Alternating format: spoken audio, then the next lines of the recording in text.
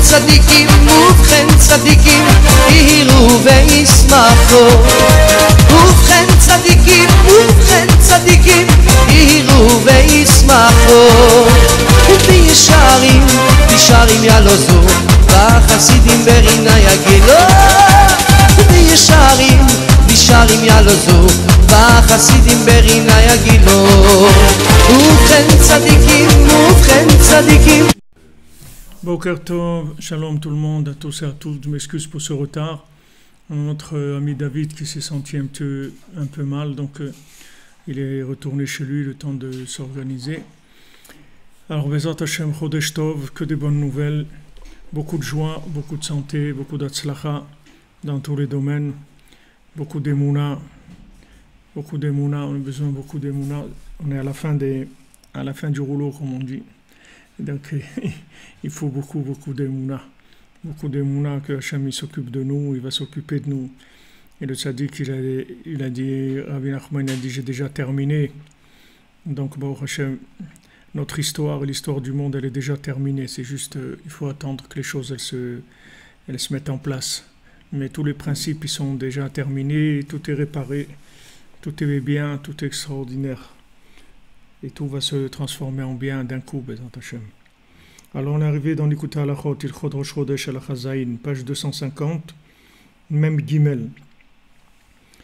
Donc c'est tout un enseignement qui est basé sur Emunat Chachamim, principalement la confiance dans les sages, la confiance en soi-même, la confiance dans les sages et la confiance dans Hachem.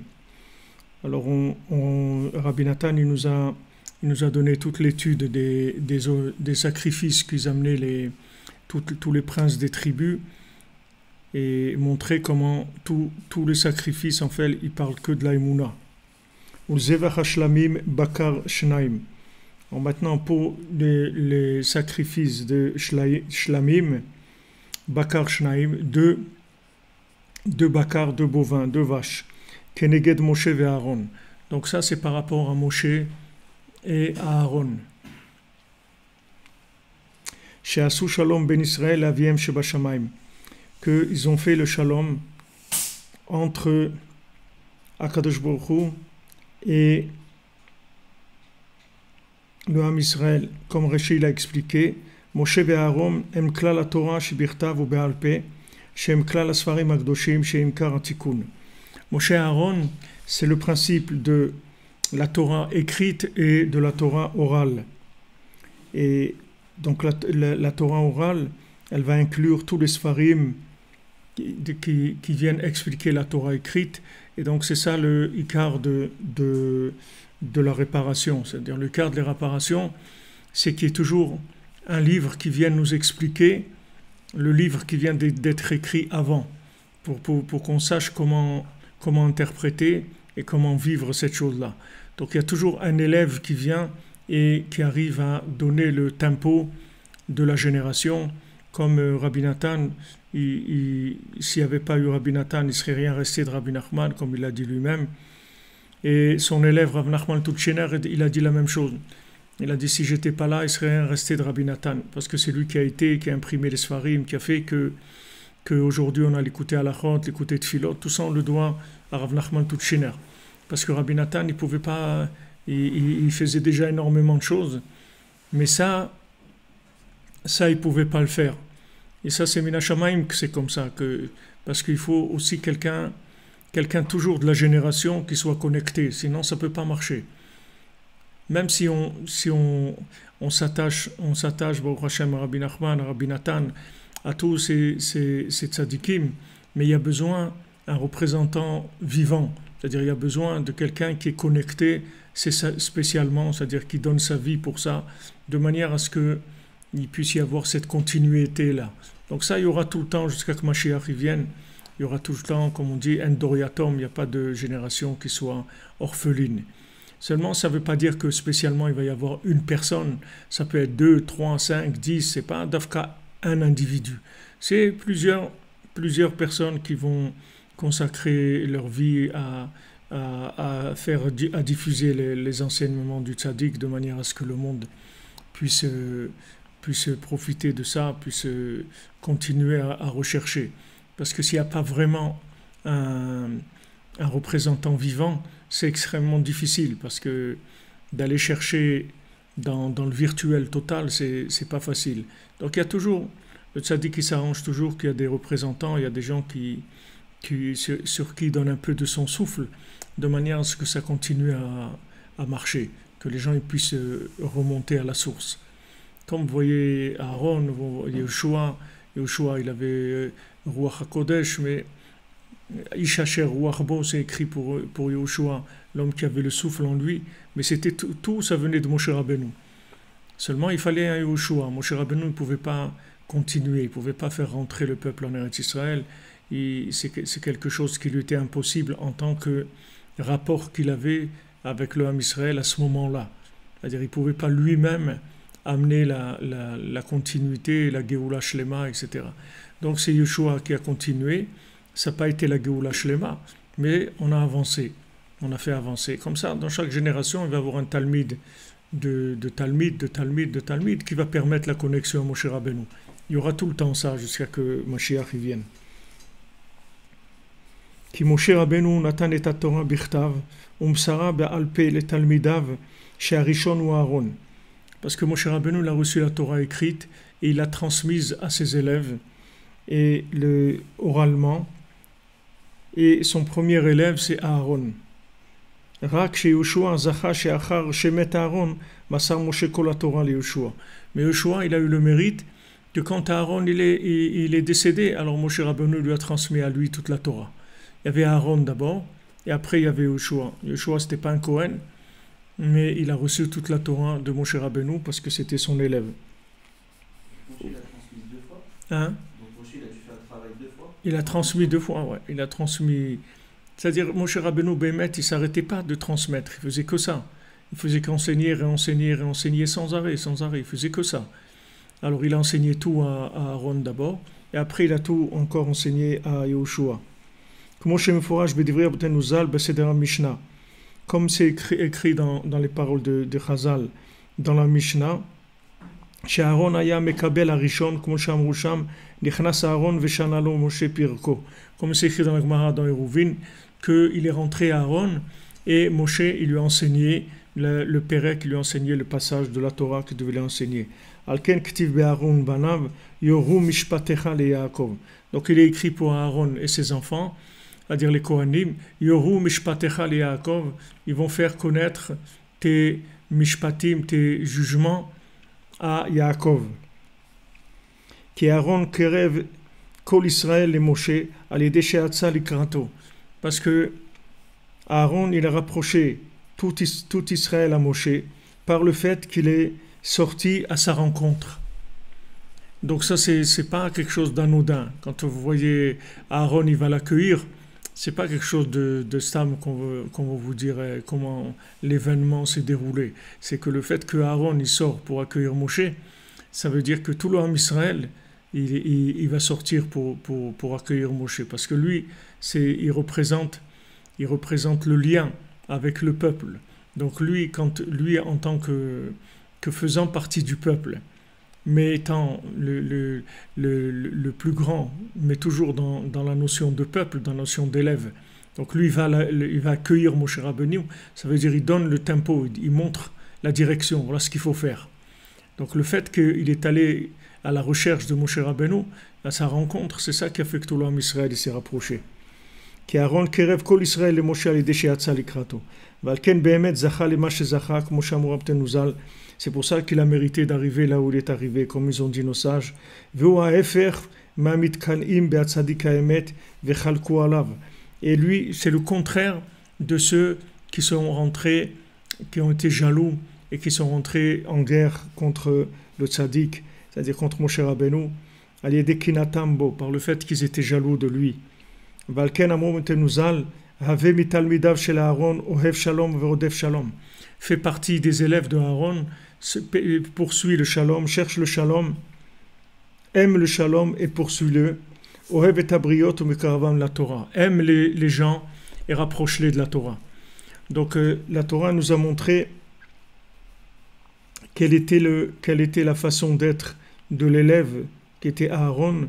C'était la reconnaissance du maître, de savoir qu'un maître, c'est un maître. Et un élève, c'est un élève. Comme Rabbi Nathan il dit que quand il est revenu d'Eretz Israël, alors il a vu qu'il parlait avec des gens, des érudits en Torah, et il a dit, à un moment après, il s'est arrêté de parler avec eux parce qu'il a dit, je vois que même dans leur maître, ils n'ont pas confiance. C'est-à-dire, ils prennent la Torah en tant qu'autodidacte. Ils pensent qu'eux aussi ils peuvent comprendre la Torah, ils peuvent prendre des décisions, etc. C'est-à-dire, il n'y a pas de rapport maître-élève.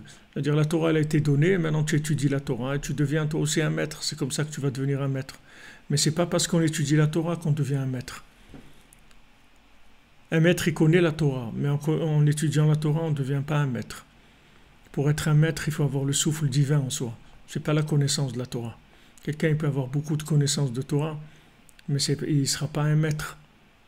Pour être un maître, il faut avoir du souffle divin.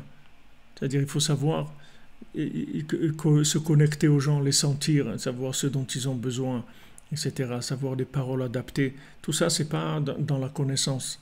La connaissance, elle ne va pas te donner la méthode, comment faire avec chacun, comment le sentir, comment il est, savoir la parole qui lui est adaptée à ce moment-là. C'est quelque chose qui n'est pas logique, il n'y a pas de logique là-dedans. Il faut un souffle divin pour ça. Donc quelqu'un qui est un maître, c'est un Ishacher Warbo, c'est quelqu'un qui a le souffle en lui. Donc du moment où il a le souffle, alors il peut diriger. Comme on a dit cette semaine, Abraham c'était le feu. Abraham c'était l'eau. Yitzhak c'est le feu. Et Yaakov c'est le vent, c'est le souffle. C'est pour ça que le Hémet, il était un Hémet les Yaakov, parce que Yaakov il avait le souffle en lui. Abraham c'était l'eau, c'était de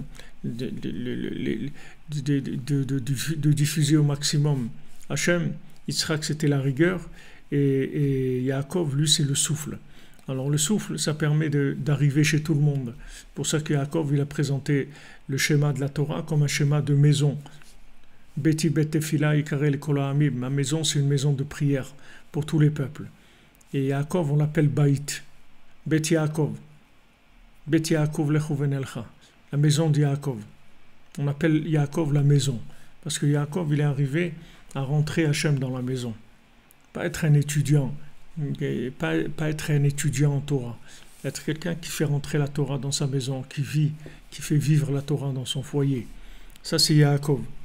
Donc ces élèves-là comme Aaron, c'est des gens qui vivaient complètement la Torah par le souffle divin qui leur venait de leur soumission à Moshe Rabbeinu. Et ceux qui ont été jaloux, qui ont dit à Moshe Rabbeinu, ouais, mais pourquoi c'est toi le chef, moi aussi je peux être un chef et tout. Moshe Rabbeinu, il n'avait pas de problème.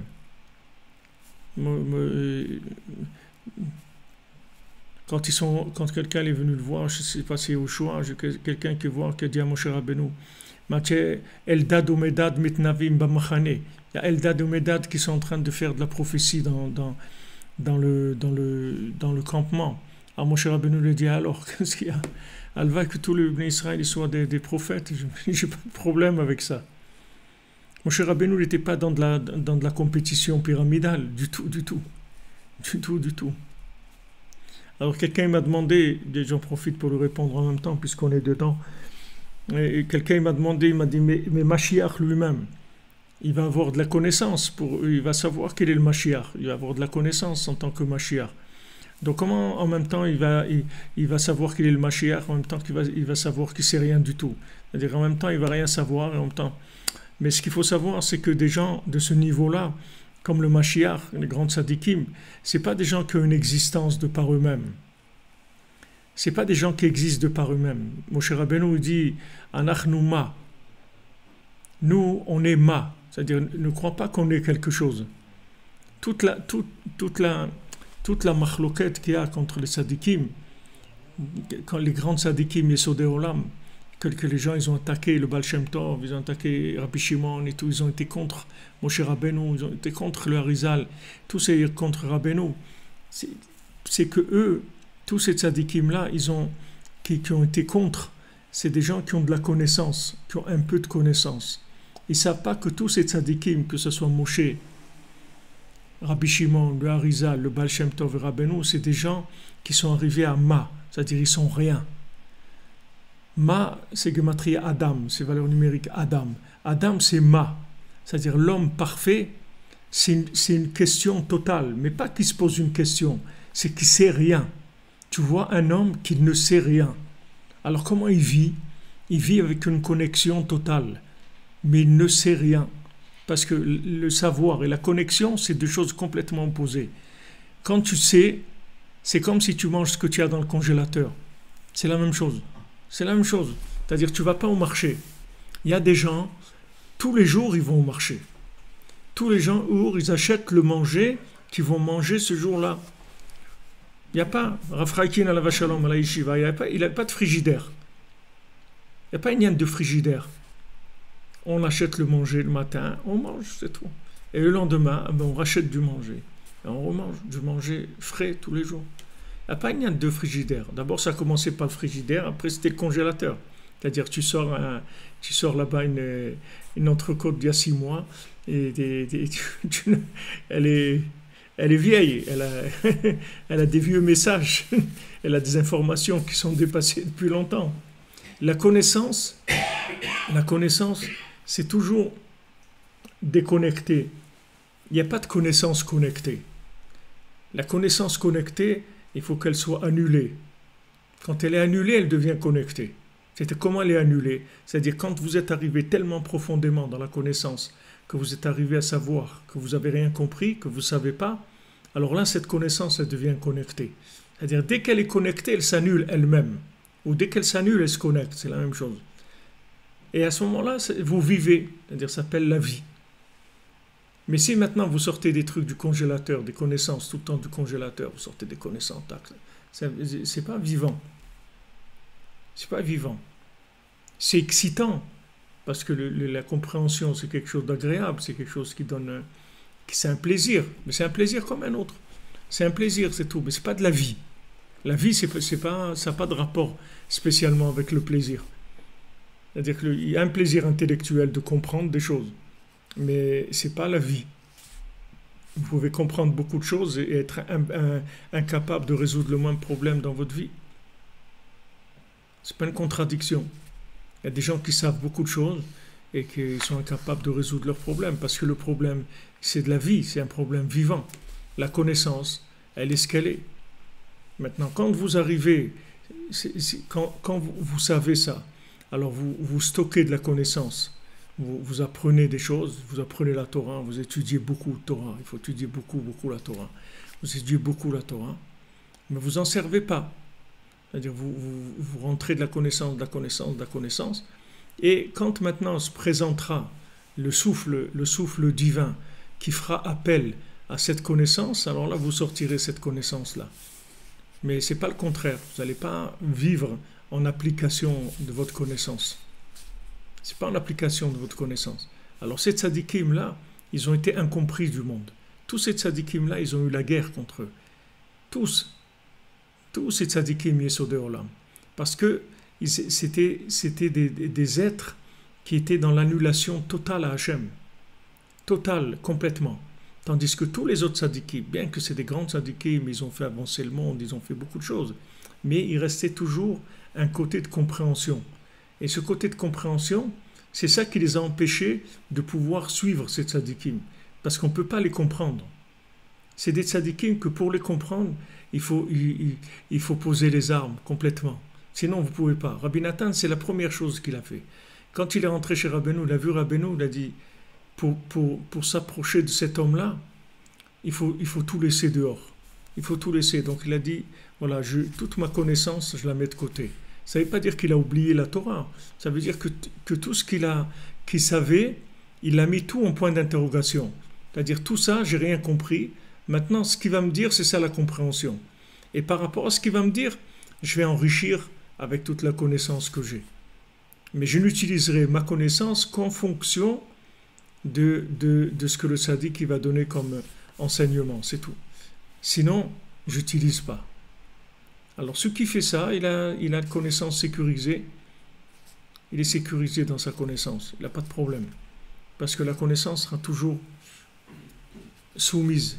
Comme le pain, et dvarim abaim la fête et tapat. Il y a le pain et les choses qui viennent accompagner le pain. Le pain, c'est la Torah du tzaddik.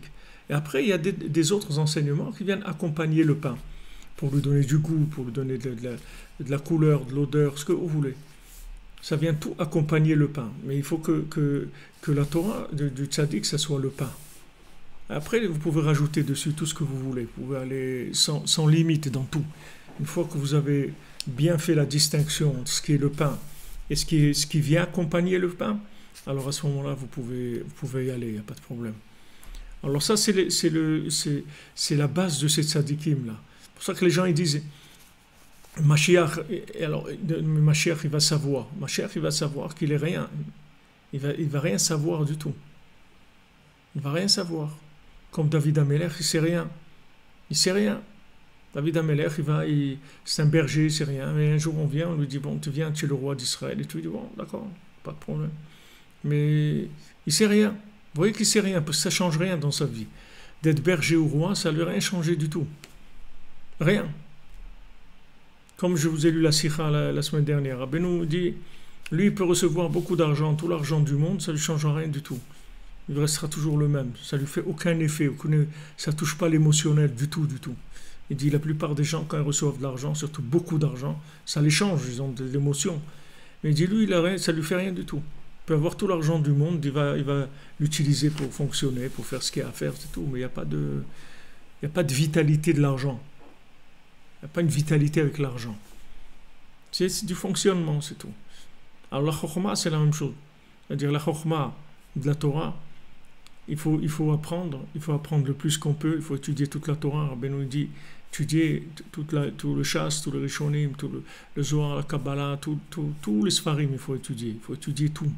Je crois la Hour, tout il faut étudier.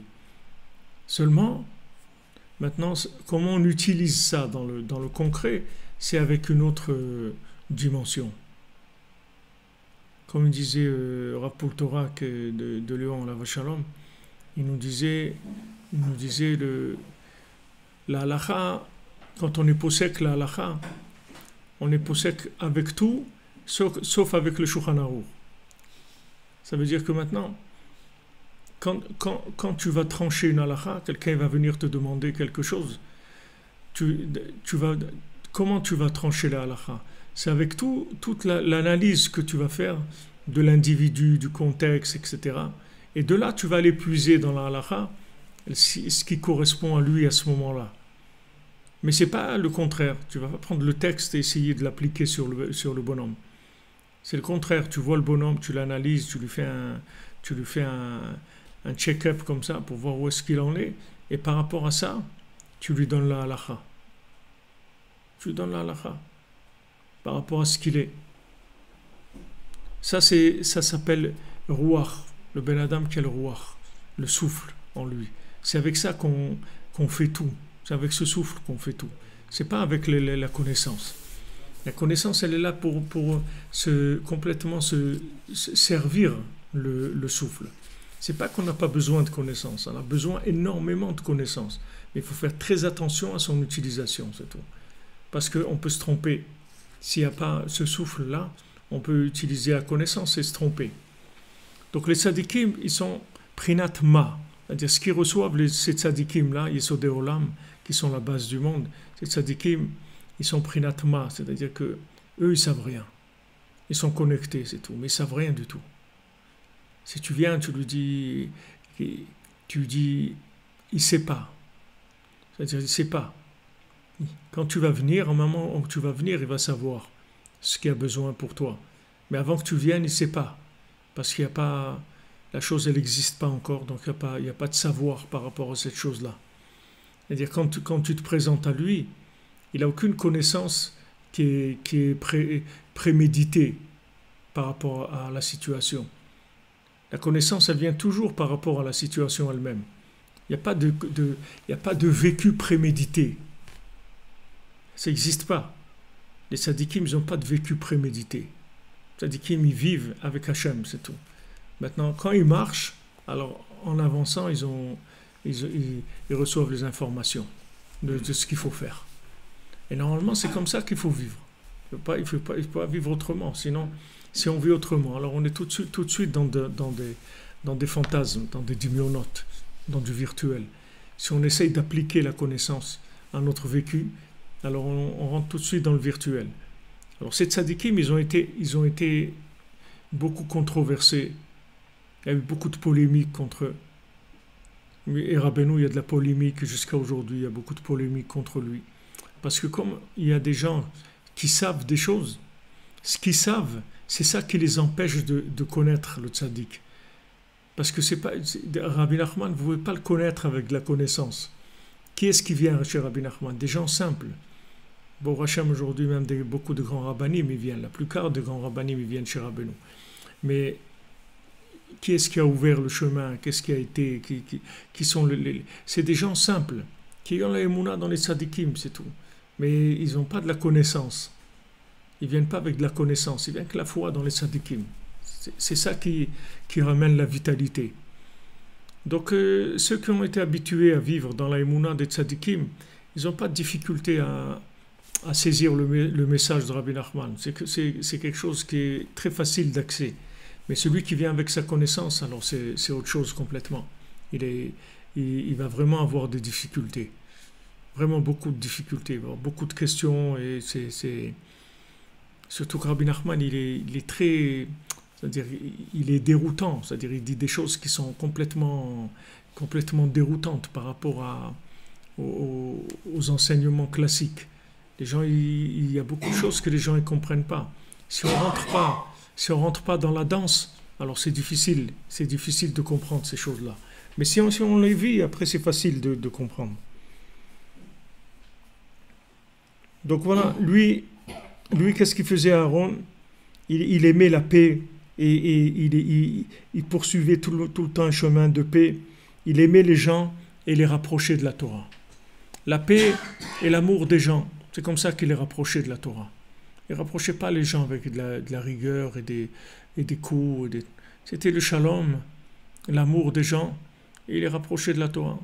Voilà comment ce qu'il a appris de Moshe Rabbeinu. Ce qu'il a retenu de la Torah de Moshe Rabbeinu, c'est comme ça qu'elle s'enseigne, pas autrement. Valken ikrivu shlamim bakar shnaim, k'ed Moshe ve'Aaron, shem klal sifrei haTorah, ikar tikun emunat chachamim. Donc ils ont amené des shlamim, du korban shlamim, de bovins, de vaches, par rapport à Moshe et Aaron, qui sont tout le principe de tous les livres de Torah, qui sont le tikkun de Ikar du tikkun emunat chachamim, c'est-à-dire de la réparation de la emunat chachamim, c'est-à-dire de la mise en place, comme je vous l'explique tout le temps, le mot tikkun en français on traduit par réparation, mais c'est pas ce que ça veut dire. Ça veut pas dire réparation. Tikkun, ça veut dire c'est comme ça qu'est la chose. Parce que quand on dit réparer, ça veut dire une chose elle est cassée. Alors maintenant on va la réparer. Quand on dit tikkun, ça veut pas dire réparer une chose cassée. Ça veut dire voilà comment l'est la chose. C'est-à-dire comment on arrive à la emunat chachamim. Tikkun emunat chachamim, ça veut dire la mise en place de la chose elle-même. Des fois on dit les takanat chachamim, il fait une takana, c'est-à-dire qu'ils ont mis en place institué. Alors maintenant, si tu veux, comment on institue, c'est comme ça qu'on vit la emunat chachamim. C'est-à-dire la emunat chachamim, c'est ça le tikkun d'emunat chachamim. Tikkun emunat chachamim, ça veut dire qu'on a toujours un sefer et un mesaper, si tu veux. Il y a un sefer et il y a celui qui explique ce qu'il y a dans le sefer. Parce qu'il vit ce qu'il y a dans le sefer en tant qu'élève. Donc celui qui est élève, il a la Torah orale et le maître, il a la Torah écrite. Et il faut tout le temps qu'ils travaillent ensemble tous les deux. Vezeu, alors même Dalet, Vezeu Elim Chamisha, Atodim Chamisha, Kvasim Beneshana Chamisha. Alors c'est ça, Elim Chamisha. Elim, c'est quoi Elim? Elim. Je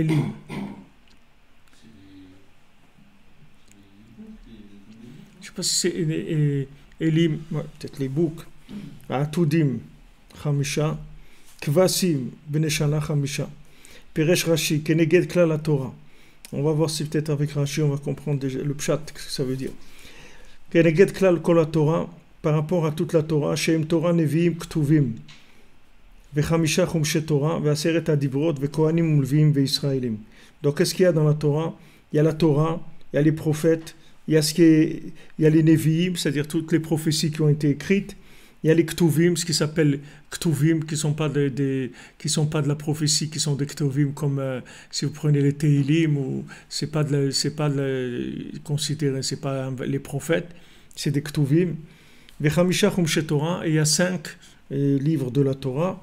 Ve'aseret adibrot, et il y a les 10 paroles de commandements. Et il y a les Kohanim, les Lévi'im et Israël. Voilà, tout là-dedans, il y a tout. Haïnou, Prinat Klal Sifra Torah, Shenimshachim Alede Prinat Moshe ve'Aaron. Ça, c'est tous les livres de Torah qui viennent de Moshe ve'Aaron. She'aledeze Ikar Tikkun Emunat Rachamim. Que ça, c'est le Ikar de Tikkun Emunat Rachamim, c'est-à-dire de mettre en place la véritable Emunat Rachamim, la vraie confiance dans les sages. She'aledeze Nimshechu Kol HaTikkunim Anal. Que grâce à ça, ça a amené toutes les tikkunim, c'est-à-dire toutes ces situations idéales. Shem tikkun yedei smicha, qui sont le tikkun des mains, qui vont faire la smicha, c'est-à-dire qui vont donner le souffle divin, qui vont faire passer le souffle divin.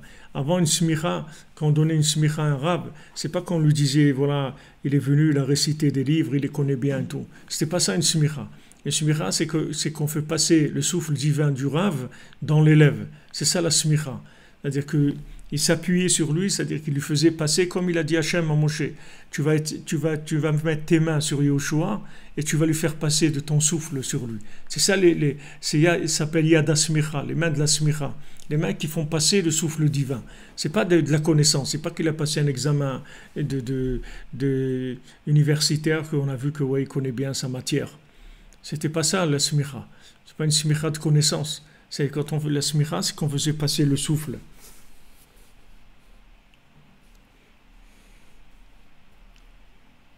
Et natsen mi machloket, d'être sauvé de la machloket, de toutes ces disputes.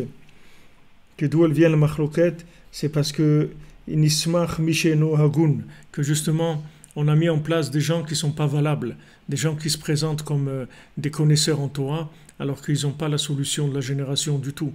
Et ils sont en train de balloter les gens d'un côté à un autre, parce qu'ils ne savent pas. Ils ne savent pas ce qu'il faut faire, Behemet.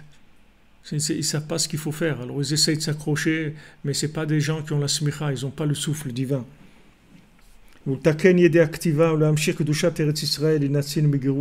Et d'amener les yédé activa, c'est-à-dire qu'il y a plusieurs niveaux. Il y a la smicha, il y a l'activa, il y a Eretz Israël, les Gdushat Eretz Israël, et il y a d'être sauvé du Gerouch, c'est-à-dire de ne pas être chassé. Ou l'amshir soda ibour, et d'amener le soda ibour, c'est-à-dire le secret du réajustement de la lune par rapport au soleil, pour arriver tout ça au conseil, les Etzach Lema, pour arriver au conseil complet, que tout ça, ils l'ont mis en place pour être réparé grâce aux korbanot. C'est-à-dire que les offrandes, les sacrifices, c'est ça qu'elles vont réparer. Donc ça part au départ, ça part de Yad HaSmicha, c'est-à-dire que Moshe, il est sommaire, il donne son souffle divin à Aaron, après à Yehoshua. Après, Yehoshua, il peut écrire ça, c'est-à-dire que maintenant il va écrire des livres, il va écrire des textes, mais dans ces textes-là, il y aura le souffle du maître. Comme Rabbeinu, quand il a vu ce qu'il écrivait Rabbi Nathan, il a dit, mais ça, c'est les mains de Rabbi Nathan, mais ça, c'est mon moire, c'est mon esprit. C'est-à-dire que l'élève, un véritable élève, c'est l'esprit du maître, mais qui est écrit, il le passe à l'écrit.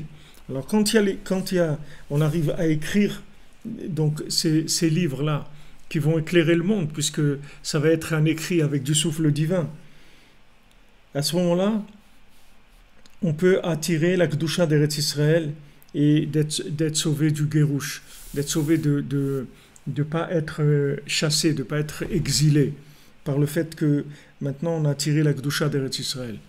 En fait, aujourd'hui, quand on tous les ennemis qu'il y a sur Eretz Israël, tous les gens qui prétendent que Eretz Israël, on l'a volé, etc. Ils naissent de quoi, ces gens-là? D'où ils naissent? Vous croyez qu'ils n'ont pas d'autre chose à faire dans leur vie, de s'occuper d'autre chose? Ils n'ont que ça à faire, d'essayer tout le temps de revendiquer que le Ham Israël, il a volé la terre d'Israël, etc. En fait, c'est que on n'a pas assez de force pour tirer la sainteté de la terre d'Israël. C'est-à-dire, ce qu'on a besoin, c'est de révéler la sainteté de la terre d'Israël. Si maintenant on révèle la sainteté d'Eretz Israël, il n'y a pas de guérouche, il n'y a pas d'exil possible. Parce que une fois qu'on révèle la sainteté de l'endroit, à l'endroit on l'a acquis complètement. Acquérir l'endroit, ça veut dire révéler Hachem de façon parfaite par rapport à cet endroit-là. C'est ça ce qui s'appelle acquérir, une véritable acquisition. Une acquisition, ça veut dire que tu as révélé Hachem dans cette chose-là. Alors cette chose-là, elle t'appartient maintenant, complètement. Puisque tu as révélé Hachem dedans, donc ça devient ta propriété. Alors ça, dans la base, ça vient de la smicha. C'est-à-dire la base de ça, c'est la smicha. C'est quand le Rav, il transmet à son élève le souffle divin. Ensuite, l'élève, il va écrire. Quand il va écrire, ça va devenir quelque chose qui va se divulguer, qui va être accessible au grand public. Et dans ce qui va être accessible au grand public, ça va permettre de révéler la Kedusha d'Eretz Israël. C'est-à-dire, dans n'importe quel endroit dans le monde, il va pouvoir révéler la sainteté de l'endroit où il se trouve. Et ça fait qu'il y aura plus d'exil. Alors, toutes ces forces négatives qui viennent accuser, qui viennent embêter, qui viennent faire des problèmes, en fait, elles naissent du fait qu'il n'y a pas eu ce système-là, c'est-à-dire ce principe-là, il ne s'est pas fait de façon parfaite. Alors ça commence à la base, qu'il n'y a pas Emunat Rachamim, c'est-à-dire il n'y a pas la confiance totale dans le tzaddik. Il y a des élèves, beaucoup d'élèves, mais ils n'ont pas la confiance totale dans le tzaddik. Comme on dit que Beth Hillel et Beth Shammai. Maintenant, Beth Hillel et Beth Shammai, entre Hillel et Shammai, il n'y avait pas de dispute entre eux, parce qu'ils avaient leur façon de voir, mais ils avaient surtout la tolérance l'un par rapport à l'autre. C'est-à-dire ils savaient que quelqu'un peut penser différemment. Mais leurs élèves, comme ils n'ont pas bien compris Rabbi Nathan, ils se disent comme ils n'ont pas bien compris le message de leur maître, alors entre eux ça a commencé des disputes. Mais entre Hillel et Shammai, il n'y avait pas de dispute. C'est-à-dire que maintenant, quand Rabbeinu il a transmis à Rabbi Nathan, c'était que Rabbi Nathan. C'est tous les autres, ils n'ont pas compris comme Rabbi Nathan.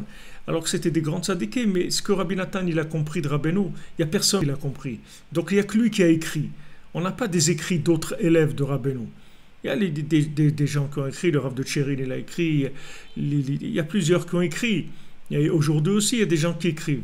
Mais du niveau comme on dit, assermenté, c'est ce que ça veut dire, la smicha. Asmicha, ça veut dire assermenté, c'est ce que ça veut dire en français. L'idée, c'est ça. Quand on dit quelqu'un il est assermenté, ça veut dire elle a reçu la smicha. C'est ce que c'est quelqu'un il est assermenté. C'est-à-dire que maintenant, Rabbi Nathan, il est assermenté par rapport à Rabbeinu. C'est-à-dire tout ce qui te dit Rabbi Nathan, c'est 100% Rabbeinu. Après, ça y est, ça commence après de l'interprétation. Mais ce que Rabbi Nathan il dit, c'est 100% Rabbeinu. Il n'y a aucun doute là-dessus. Alors maintenant, quand il y a un élève comme ça, que lui, il est assermenté du maître, alors lui, il écrit des livres. Maintenant, quand il écrit des livres, il donne la force dans l'écriture. C'est-à-dire, cette écriture-là, c'est de la vraie écriture. Ce n'est pas de l'écriture de quelqu'un qui a des idées, il se met à écrire. C'est-à-dire, chaque lettre, elle est vivante. Ce n'est pas des lettres de mon moulin. Vous comprenez? Ça ne vient pas de mon moulin. C'est des lettres qui viennent, ça vient du tzaddik. C'est-à-dire qu'il y a le souffle divin dedans. Vous voyez quand vous étudiez l'écoute à la chôte, vous voyez que c'est quelque chose qui est vivant, qui est actuel. Parce que c'est entièrement porteur de messages divins. Mais ça vient d'un élève. Donc comme ça vient d'un élève, c'est quelque chose qui est accessible à tout le monde. Donc ça renforce la force de l'écriture. Et quand il y a la force de l'écriture, tu peux révéler la Kedusha d'Eretz Israël.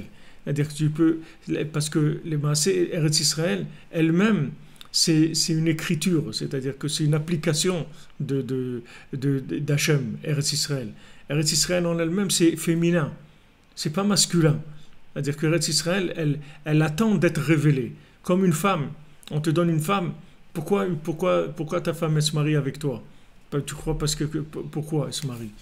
Elle sert sûrement mieux toute seule, ça je te garantis. Elle vivrait sûrement mieux toute seule qu'avec toi, ça c'est sûr. Mais seulement, elle est pas révélée. Elle est à révéler.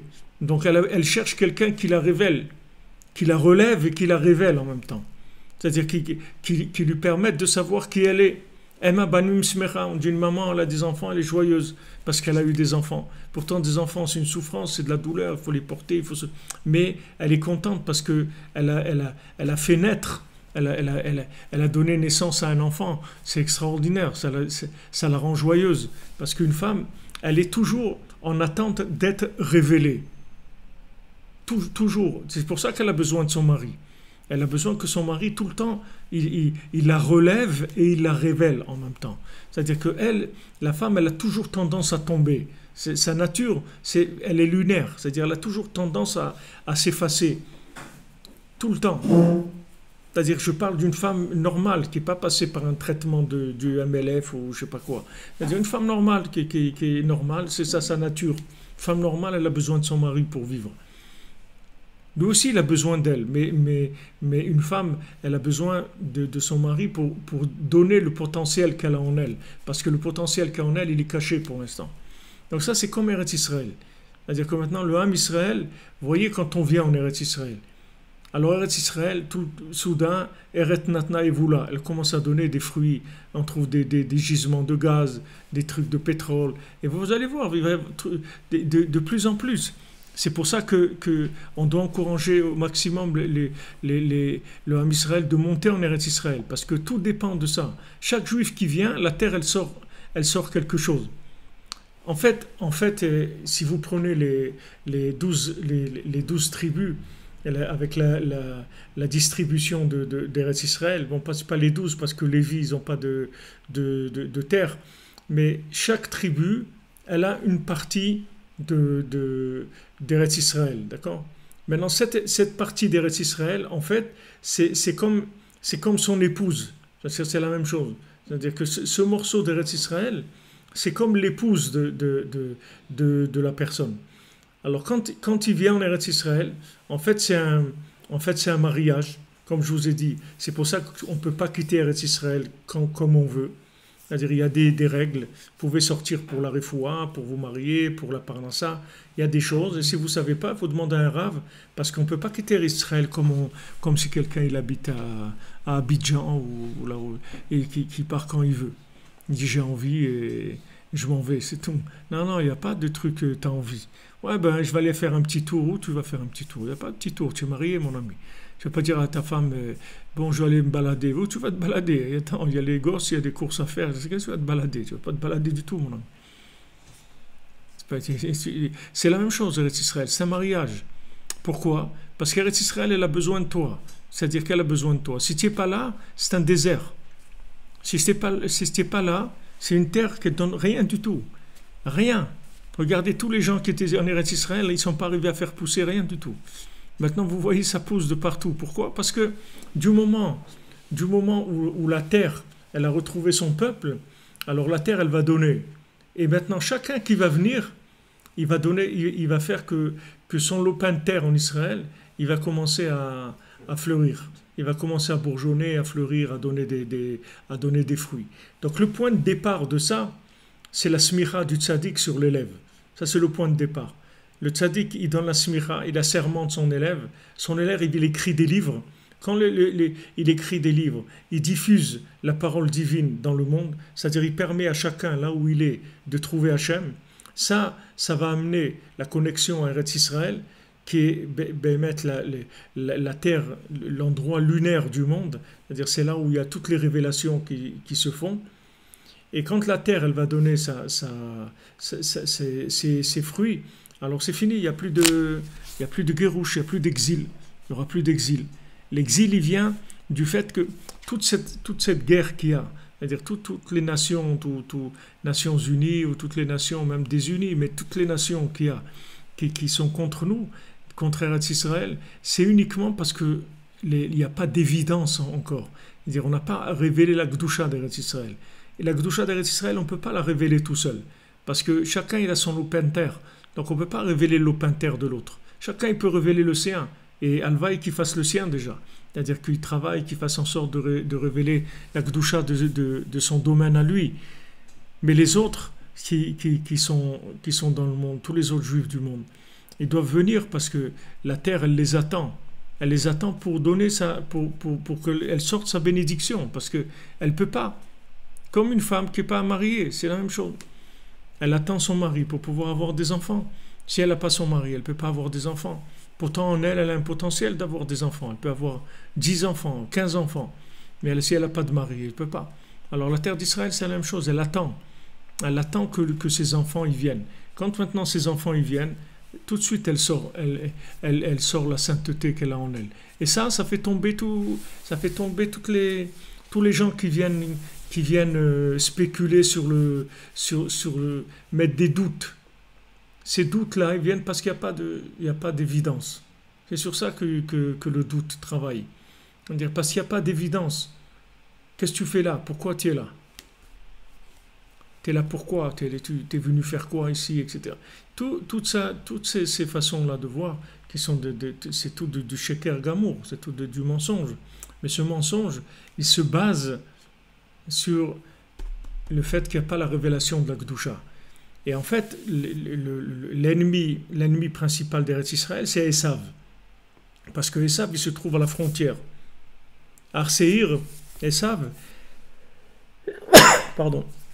Esav, il se trouve à la frontière d'Eretz Israël. Et lui, il fait qu'il surveille. C'est-à-dire qu'il ne laisse pas passer les gens. Parce que chaque personne qui vient en Eretz Israël, donc il révèle en fait sa véritable identité et la terre, la valeur de la terre. Maintenant, lui, quand lui Esav, quand il y a un juif qui fait ça, lui il a perdu un client.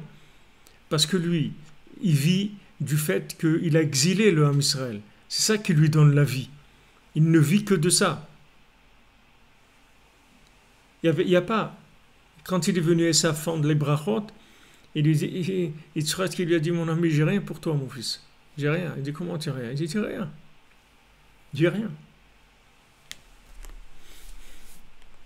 Il n'y a rien pour toi. Il me dit, comment tu n'as rien pour moi?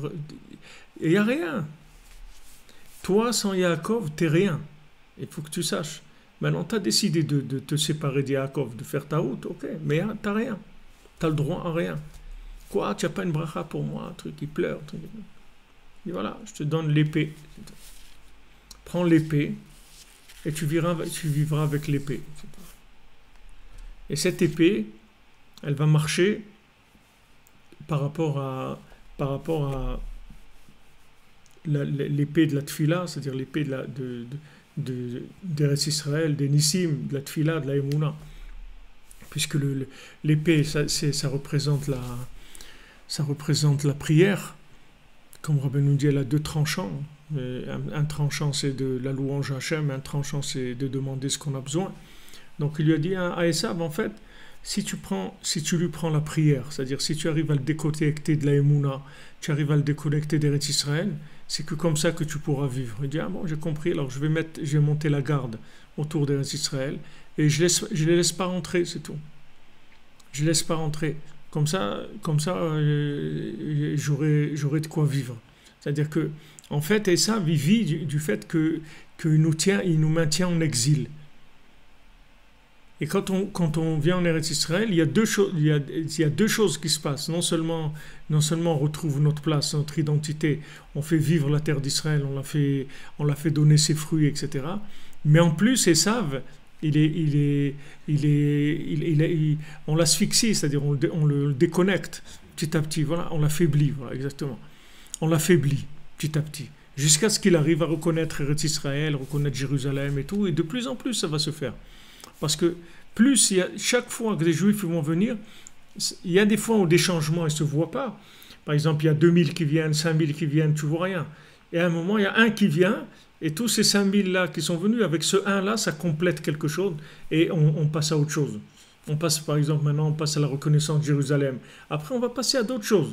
Il va y avoir beaucoup d'autres choses parce que il y a la reconnaissance extérieure et il y a la puissance intérieure aussi. Ça travaille ensemble. C'est-à-dire que d'un côté, on va nous reconnaître en tant que peuple élu d'Hachem. Pourquoi? Parce que la terre elle-même, elle va prouver. La terre elle-même va trouver. Voilà, je ne sais pas quel endroit en Californie, je ne sais pas quel endroit ils ont des palmiers là-bas, ils font des dattes. Alors ils ont fait appel à des spécialistes israéliens, ils sont venus, ils ont doublé, triplé ou quadruplé leur production de dattes, avec les mêmes arbres, avec tout pareil. Ils leur ont appris comment on fait pour faire pousser des dattes. Et ils ont fait appel à de la connaissance israélienne, comme dans tous les domaines. Mais on est juste au début, on est juste au début. Chaque juif qui vient, il fait avancer ces choses-là. Ça ne vient pas que les gens ils sont intelligents, c'est la terre qui donne ça. Ce n'est pas une intelligence individuelle, c'est la connexion. C'est comme un mari, il a sa bracha parce qu'il est marié. C'est parce qu'il a une femme qu'il a une bénédiction. C'est pas parce qu'il est intelligent. C'est parce qu'il a une femme. Alors il a une bénédiction. Puisque maintenant il s'est engagé, il s'est marié. Alors il reçoit une bénédiction.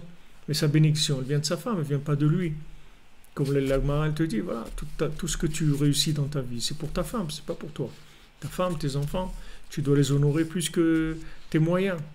Tu dois leur donner plus que ce que tu as, plus que tes moyens. Parce que tout ce qu'Hachem te donne, c'est pour eux.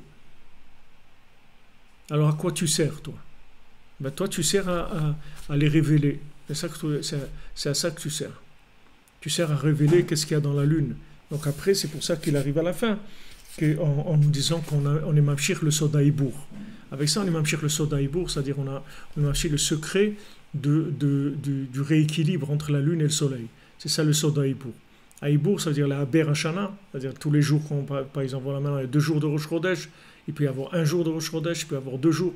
Donc ça, c'est par rapport où on remet la lune en place par rapport au soleil. C'est-à-dire on réadapte la Torah orale par rapport à la Torah écrite.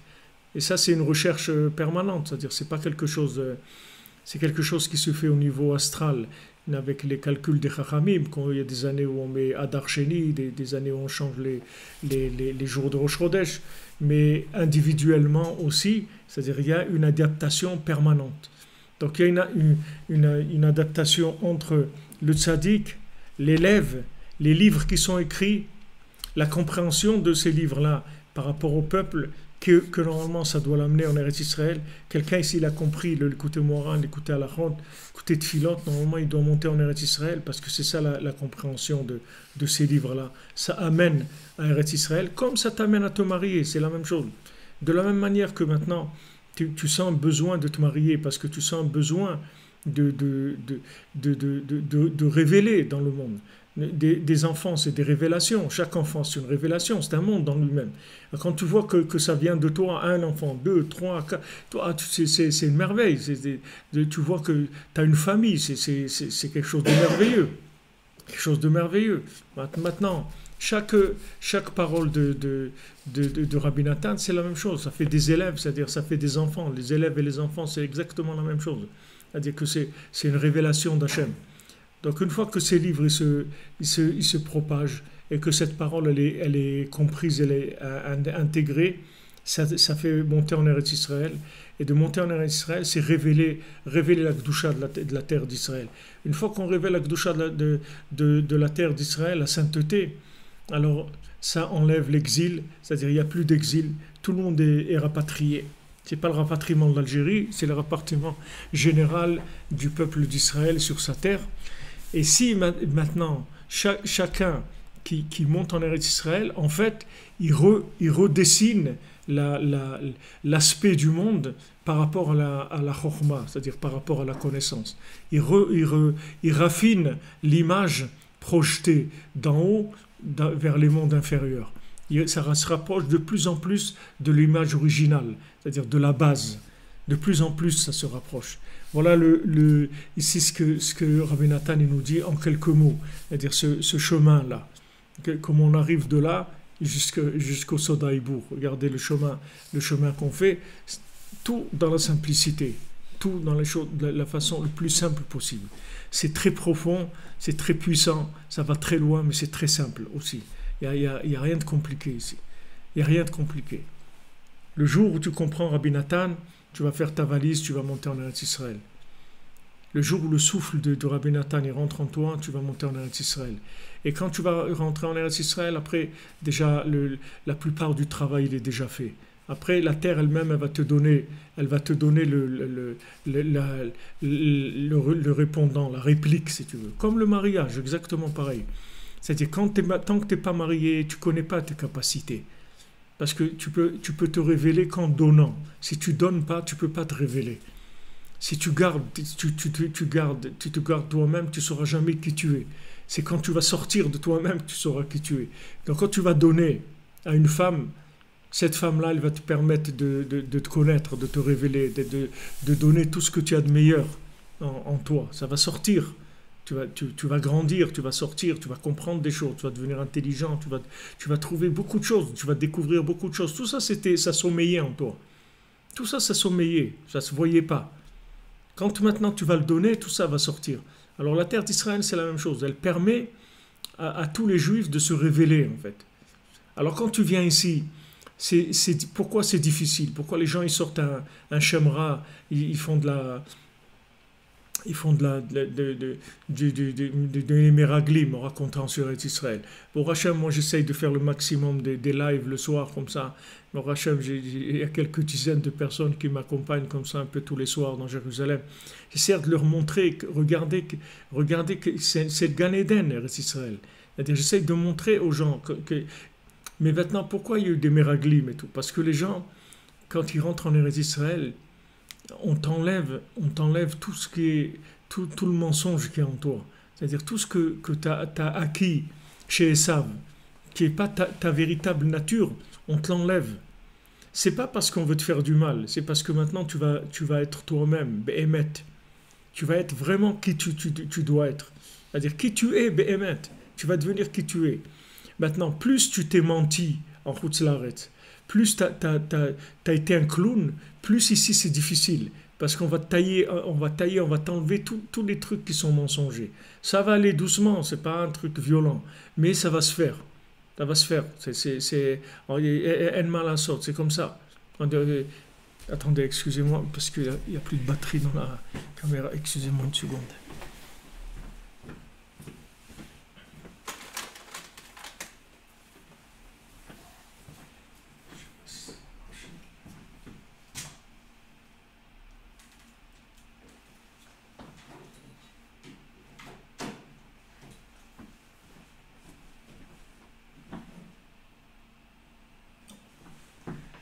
J'espère que ça va marcher. Alors que maintenant, quand tu viens en Eretz Israël, les gens ils appréhendent ça parce que ils se disent ouais c'est difficile, etc. C'est pas difficile, il n'y a rien de difficile. C'est que c'est-à-dire ce que tu passes comme réajustement en venant en Eretz Israël, de toute façon tu vas le passer. Si c'est pas maintenant, ça va être après 120 ans, mais tu vas passer ces réajustements. Seulement, quand tu viens en Eretz Israël, ces réajustements, ils se font de ton vivant. Mais ces réajustements, ils doivent se faire, parce que on ne peut pas rentrer dans l'autre monde avec du mensonge, c'est impossible. C'est-à-dire, dans l'autre monde, on est obligé de rentrer avec la vérité, on ne peut pas rentrer avec du mensonge. Donc la terre d'Eretz Israël, elle va t'enlever le mensonge. C'est-à-dire, elle va te remettre à ta place, savoir qui tu es. C'est pas quelque chose de mauvais, c'est quelque chose d'extraordinaire. Maintenant, la souffrance, c'est juste la souffrance d'enlever le mensonge. En fait, c'est l'habitude mensongère. Comme la Gemara elle dit que quand un tzaddik il est décédé, alors c'est comme quand on enlève l'âme du corps, c'est comme si on enlève un cheveu dans du lait, comme ça on enlève juste, il y avait un cheveu. Et maintenant un rachat, c'est comme si tu prends du coton qui est enchevêtré dans des ronces comme ça. C'est tout mélangé comme ça. Alors quand tu viens en Eretz Israël et que tu viens d'exil, de plusieurs générations d'exil, tu draines avec toi beaucoup de choses qui ne sont pas vraies, c'est-à-dire qui sont des styles, des styles que tu as pris. Tu as pris un style ici, un style là-bas. Il y a on a ramassé beaucoup de trucs avec la galoute. Alors quand tu viens en Eretz Israël, on va t'enlever toutes ces choses-là, de manière à ce que tu sois toi-même, c'est tout. Exactement comme le mariage, c'est la même chose. Toutes les difficultés du mariage, c'est que les gens ils doivent devenir eux-mêmes. Avant, ils jouaient un jeu, parce que c'est normal, il n'y avait pas de réplique. Donc il peut se prendre pour ce qu'il est, pour ce qu'il veut. C'est-à-dire il peut jouer le rôle de ça, ou comme des gens dans le cinéma, hein. Il joue un rôle de ça, ou il joue le rôle il peut jouer dans un western, il peut jouer dans un truc, n'importe quoi. Il joue comme il veut. Mais quand il est marié, il joue plus. Quand il se marie, il devient lui-même. C'est fini, il n'y a plus de jouer.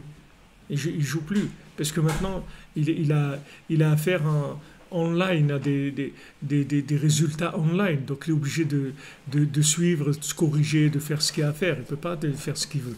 Alors maintenant, dans Eretz Israël, c'est exactement la même chose. Il n'y a aucune différence entre le mariage et vivre en Eretz Israël. C'est le même principe. C'est-à-dire, de la même manière que l'épouse, elle va te mettre en place, Eretz Israël va te mettre à ta place.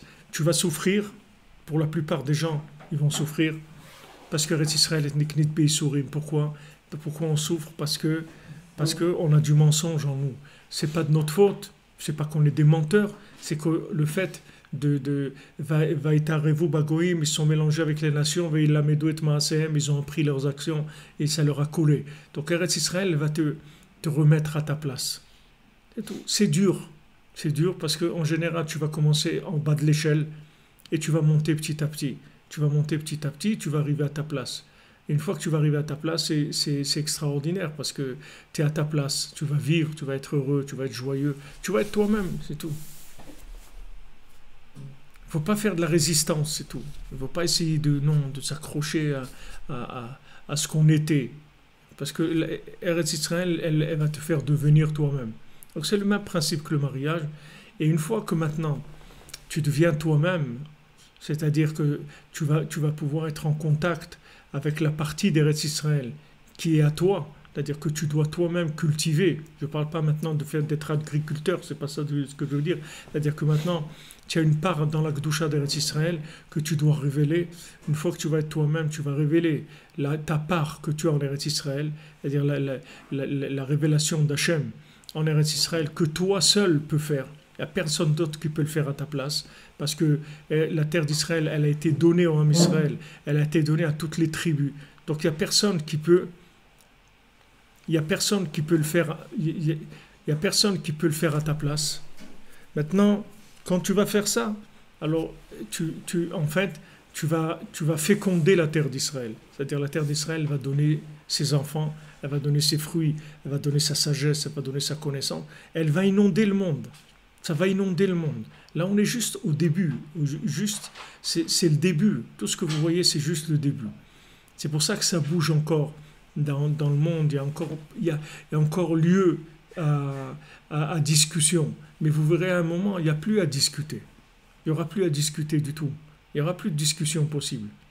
Parce qu'il y aura une évidence que c'est une terre qui révèle tout au monde. La médecine, la chokhma, la émouna, tout va venir, tout va sortir. Et ça dépend de combien le point de départ, c'est la émouna dans le tzaddik. C'est ça le point de départ. Le point de départ, c'est qu'il y a un élève qui est ma'amin dans le tzaddik. Quand il est ma'amin dans les tzaddik, quand il écrit, son écrit, il parle à tout le monde. Quand il parle à tout le monde, la personne a fait sa valise, elle monte en Eretz Israël. Quand il monte en Eretz Israël, la terre, elle donne ses fruits. Quand la terre, elle donne ses fruits, on réajuste le lunaire avec le solaire. D'accord? Est-ce qu'une des... Je ne sais pas si c'est un raccourci, mais le mieux pour connaître Rabbeinu, c'est de connaître Rabbi Nathan, de lire... Oui. C'est vrai, c'est ce que tu dis là. Avraham Ben Nachman, il dit Beferouche, il écrit Beferouche. Avraham Ben Nachman, il dit que c'est plus important d'étudier les livres de Rabbi Nathan que de Rabbeinu. C'est plus important de l'écouter à la route que de l'écouter moral. Parce que l'écouter à la route, c'est de la Torah orale. C'est ce que tu as besoin pour vivre. L'écouter moral, c'est ce qui a donné le l'écouter à la route. Mais c'est encore, c'est sous forme de racine, c'est-à-dire c'est à décoder. C'est-à-dire tu peux lire le côté moral et te planter complètement. Il y a des gens, ils lisent le côté moral, ils disent il faut aller chez le tzaddik à Rosh Hashanah, alors ils vont chez le rabbin du coin, ils disent voilà, j'étais chez le tzaddik à Rosh Hashanah. Mais quand il dit le tzaddik, il parle de lui, Rabbi Nachman. Mais si Rabbi Nathan ne te le dit pas, tu ne sais pas d'où tu vas savoir ça. Et comme ça, des dizaines de choses que tu ne peux pas inventer. Tu as besoin de Torah orale, sinon tu ne peux pas savoir. Vous dites qu'il faut commencer d'abord par l'écouter à la route. C'est pas qu'il faut commencer, c'est le principal de l'étude, il doit être là-dedans. C'est-à-dire, par exemple, si tu étudies 1 heure par jour des Sfarim de Rabbeinu, alors tu fais un quart d'heure l'écouter Moharan, les 3 quarts d'heure l'écouter à la route, l'écouter de Philot, tout ce qui a été écrit par Rabbi Nathan, Alim la Troufa, ça doit être parce que ça va te parler directement. Tandis que l'écouter Moharan, c'est beaucoup plus profond. Mais une fois que maintenant, Rabbi Nathan, il t'a mâché et tout, tu peux revenir vers l'écouter Moharan. Il n'y a pas de problème. Et très souvent, il dit, Nathan, il dit à une élève, Kolam Amar, allez voir tout voir d'abord, après non, mais c'est lui qui te le dit. Ce sera Nathan. Mais tu es venu chez lui. C'est lui qui te le dit. C'est pas toi qui as été à haine. Il faut retourner, mais quand lui dit ça, il faut tout voir. Mais c'est lui, que du moment où c'est lui qui te le dit, alors c'est pas la même chose. Et lui, il te fait un résumé aussi de la Torah. Avant chaque halakha, il ne commence pas une halakha comme ça. Il toujours commence avec un résumé de la Torah du l'écouter Moharan. Donc quand il te fait le résumé, déjà il te branche, tu vois, sur Rabbeinu par rapport à ce qu'il va écrire. Après, tu peux revenir sur la Torah. En fait, l'écouter à la route, c'est un pérouche de l'écouter Moharan. L'écouter à la route, il explique le l'écouter Moharan. Mais seulement, si tu le lis comme ça, pas connecté avec l'écouter Moharan, tu ne te rends pas compte. Mais si tu fais la Torah, comme on fait, tu fais le texte de la Torah, bien, tu le lis bien, tu essaies de comprendre ce qu'il dit. Après, quand tu rentres dans l'écouter à la route, tu vas voir comment il explique c'est comme le Chumash et la halakha, si tu veux, c'est la même chose. Le Chumash, c'est une chose, et la halakha, c'est autre chose. Elle t'explique ce qu'il y a dans le Chumash. Elle t'explique comment vivre les choses qui sont écrites. Mais ça, ce que tu dis là, c'est écrit Beferouch. Rav Amar Nachman dit que Ikar Limoud, c'est Sifrei Rabbi Nathan. Aujourd'hui, parce qu'on a besoin de Torah orale, on a besoin de conseils. Alors tout ça, ça mène Shlemuta et ça, c'est-à-dire que ça te donne le conseil parfait. C'est-à-dire que tu sais ce que tu dois faire dans le monde. Tu sais quoi faire, où, comment, quelle quantité, tout ça, ça te donne des réponses à tout. Que tous les gens ils sont paumés parce qu'ils ne savent pas ce qu'ils doivent faire. Ils sont toujours en doute, tout le monde. Tu prends tous les jours, tous les gens, tu leur demandes, je suis en train de voir, combien de temps tu es en train de voir? Il faut que tu décides, mon ami. Non, mais je suis sur un projet, je suis sur ça, je suis en train de... toute la vie comme ça, le temps il passe. Il faut une etza. Une etza, c'est des pieds. C'est-à-dire, une etza chéod, c'est les pieds. C'est les sphirotes des pieds. Ça te donne le conseil direct. Tu passes à l'action, mon ami. Direct, tu n'es pas en train de planer. Ça y est, tu rentres, tu fais quelque chose. Tu fais quelque chose de ta vie, tu ne restes pas en dehors. C'est bon, on avance. Ouais. Alors même, וזה בחינת כל המלחמות והמחלוקת שהיה ליעקב אבינו, שבתחילה היה עליו מחלוקת עשיו ולבן. Et ça, c'est toutes les guerres qu'il y a eu et toutes les controverses qu'il y a eu contre Yaakov Avinu. Au début, il y avait la machloket de Esav et Lavan. Au début, il a commencé avec deux, Esav et Lavan. Esav, son frère, il voulait le tuer, et Lavan, il voulait le plumer. ואחר כך כשניצל מהם הוא ביקש לשב בשלווה, קפץ עליו רוגזו של יוסף. Après, quand il a été sauvé de Esav et de Lavan, c'est pas des petites choses. Il a dit, bon, un peu de repos. Allez, tac, le problème de Yosef qui est sorti. Comme ils ont dit les sages sur le passouk, Vayeshev Yaakov. C'est écrit, Vayeshev, ils ont dit ça, Vayeshev Yaakov. Il s'est installé. C'est-à-dire, il voulait un petit peu... un petit peu de tranquillité, un peu de repos. C'est normal, il a passé des trucs durs. Et ça, Lavan, c'est combien 20 ans chez Lavan. Et savent qu'ils veulent le tuer. C'est dur. C'est très très dur. Il a dit, bon, un petit peu, on va kiffer un peu, on va un petit peu de trucs, bam, tout de suite Yosef, l'histoire de Yosef qui sort. Ki Yaakov prinat klaliut Torah beprinat Torah tzivalanu Moshe Morasha Keilat Yaakov, parce que Yaakov il représente toute la Torah entière. Comme on dit que la Torah elle nous a été ordonnée par Moshe, c'est l'héritage de la communauté de Yaakov. Ki derech HaTorah anal itchil me'Avraham Avinu shehu gila elokuto ba'olam. Parce que la Torah elle a commencé par Avraham Avinu qui a révélé la divinité dans le monde. Ve'itchil le'amshir derech HaTorah ba'olam kmo she'amru Avotenu Zal. Il a commencé donc à révéler les chemins de la Torah dans le monde, comme ils ont dit nos sages, qui aime Avraham Avinu et kol la Torah ad shelo nitna. Comme la Gemara dans Yoma, que Avraham Avinu, il a été mekayem toute la Torah bien avant qu'elle soit donnée. C'est-à-dire, Avraham Avinu connaissait toute la Torah, le moindre détail de la halakha, il connaissait tout Avraham Avinu. Ve'achar kach msara le Yitzhak. Après, il a transmis à Yitzhak, Yitzhak le Yaakov. Et Yitzhak, il a transmis à Yaakov. Ach Avraham et Yitzhak, lo aitam metatan shlema. Mais Avraham et Yitzhak, ils n'ont pas eu une descendance qui était parfaite. Qui a tsumeh Esav et Ishmael, shem hefech HaTorah. Et il est sorti de Esav et Ishmael, qui sont l'opposé de la Torah. Shem prinat kol hacholkim al chochmei HaTorah amitiyim, shemehem kol hachorbanot. Et que si c'est Esav et Ishmael, ils ressemblent tous les gens qui sont opposés au tzaddik, que c'est ça, c'est l'écart du korban du monde, c'est ça, des gens qui sont opposés à la nekuda de Emet, du tzaddik, que de ça viennent toutes les korbanot, toutes les catastrophes. Ach Yaakov aita mitato shlema. Mais Yaakov, lui, il a eu une descendance parfaite. Vehu olid kol shnei ma'asar shifteka. Et lui, il a enfanté les 12 tribus, chez Kiblou et Torah, qui ont reçu la Torah. Asher anu kulanu nikraim al shmo bnei Israël. Et tous on est appelés sur le nom de Yaakov. On est tous des enfants de Yaakov. On s'appelle Bnei Israël, c'est-à-dire les enfants de Yaakov. Al ken ikar amshachat hakdushat Torah au lieu de Yaakov. C'est pour ça que le ikar de l'amshachat de la Torah, c'est-à-dire d'où on reçoit la Torah, c'est de Yaakov. Aval haya alav machloket gdolot me'esav velavan. Mais il avait sur lui des grands opposés, des grandes oppositions, des grandes guerres, des très grandes, comme on dit, controverses qui venaient de Esav et de Lavan. Esav et Lavan, c'est ceux qui sont opposés aux véritables sages de la Torah. Et Yaakov Avinu, kol ma shehayu cholkim alav yoter, itgaber lashuv bitshuva yoter al bgam emunat chachamim.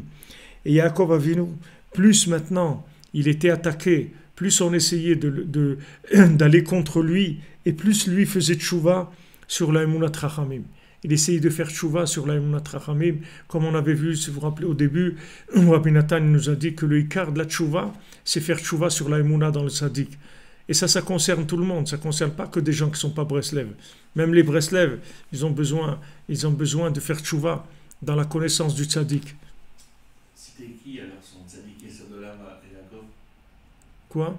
Qui c'était son tzaddik Yesodolam? Attends, on avance.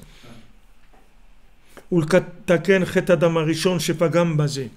Et d'être metaken le chet adam arishon, la faute du premier homme qui a fauté là-dedans. Donc qu'est-ce que c'est son maître qui devait faire tchouva? Sur quoi?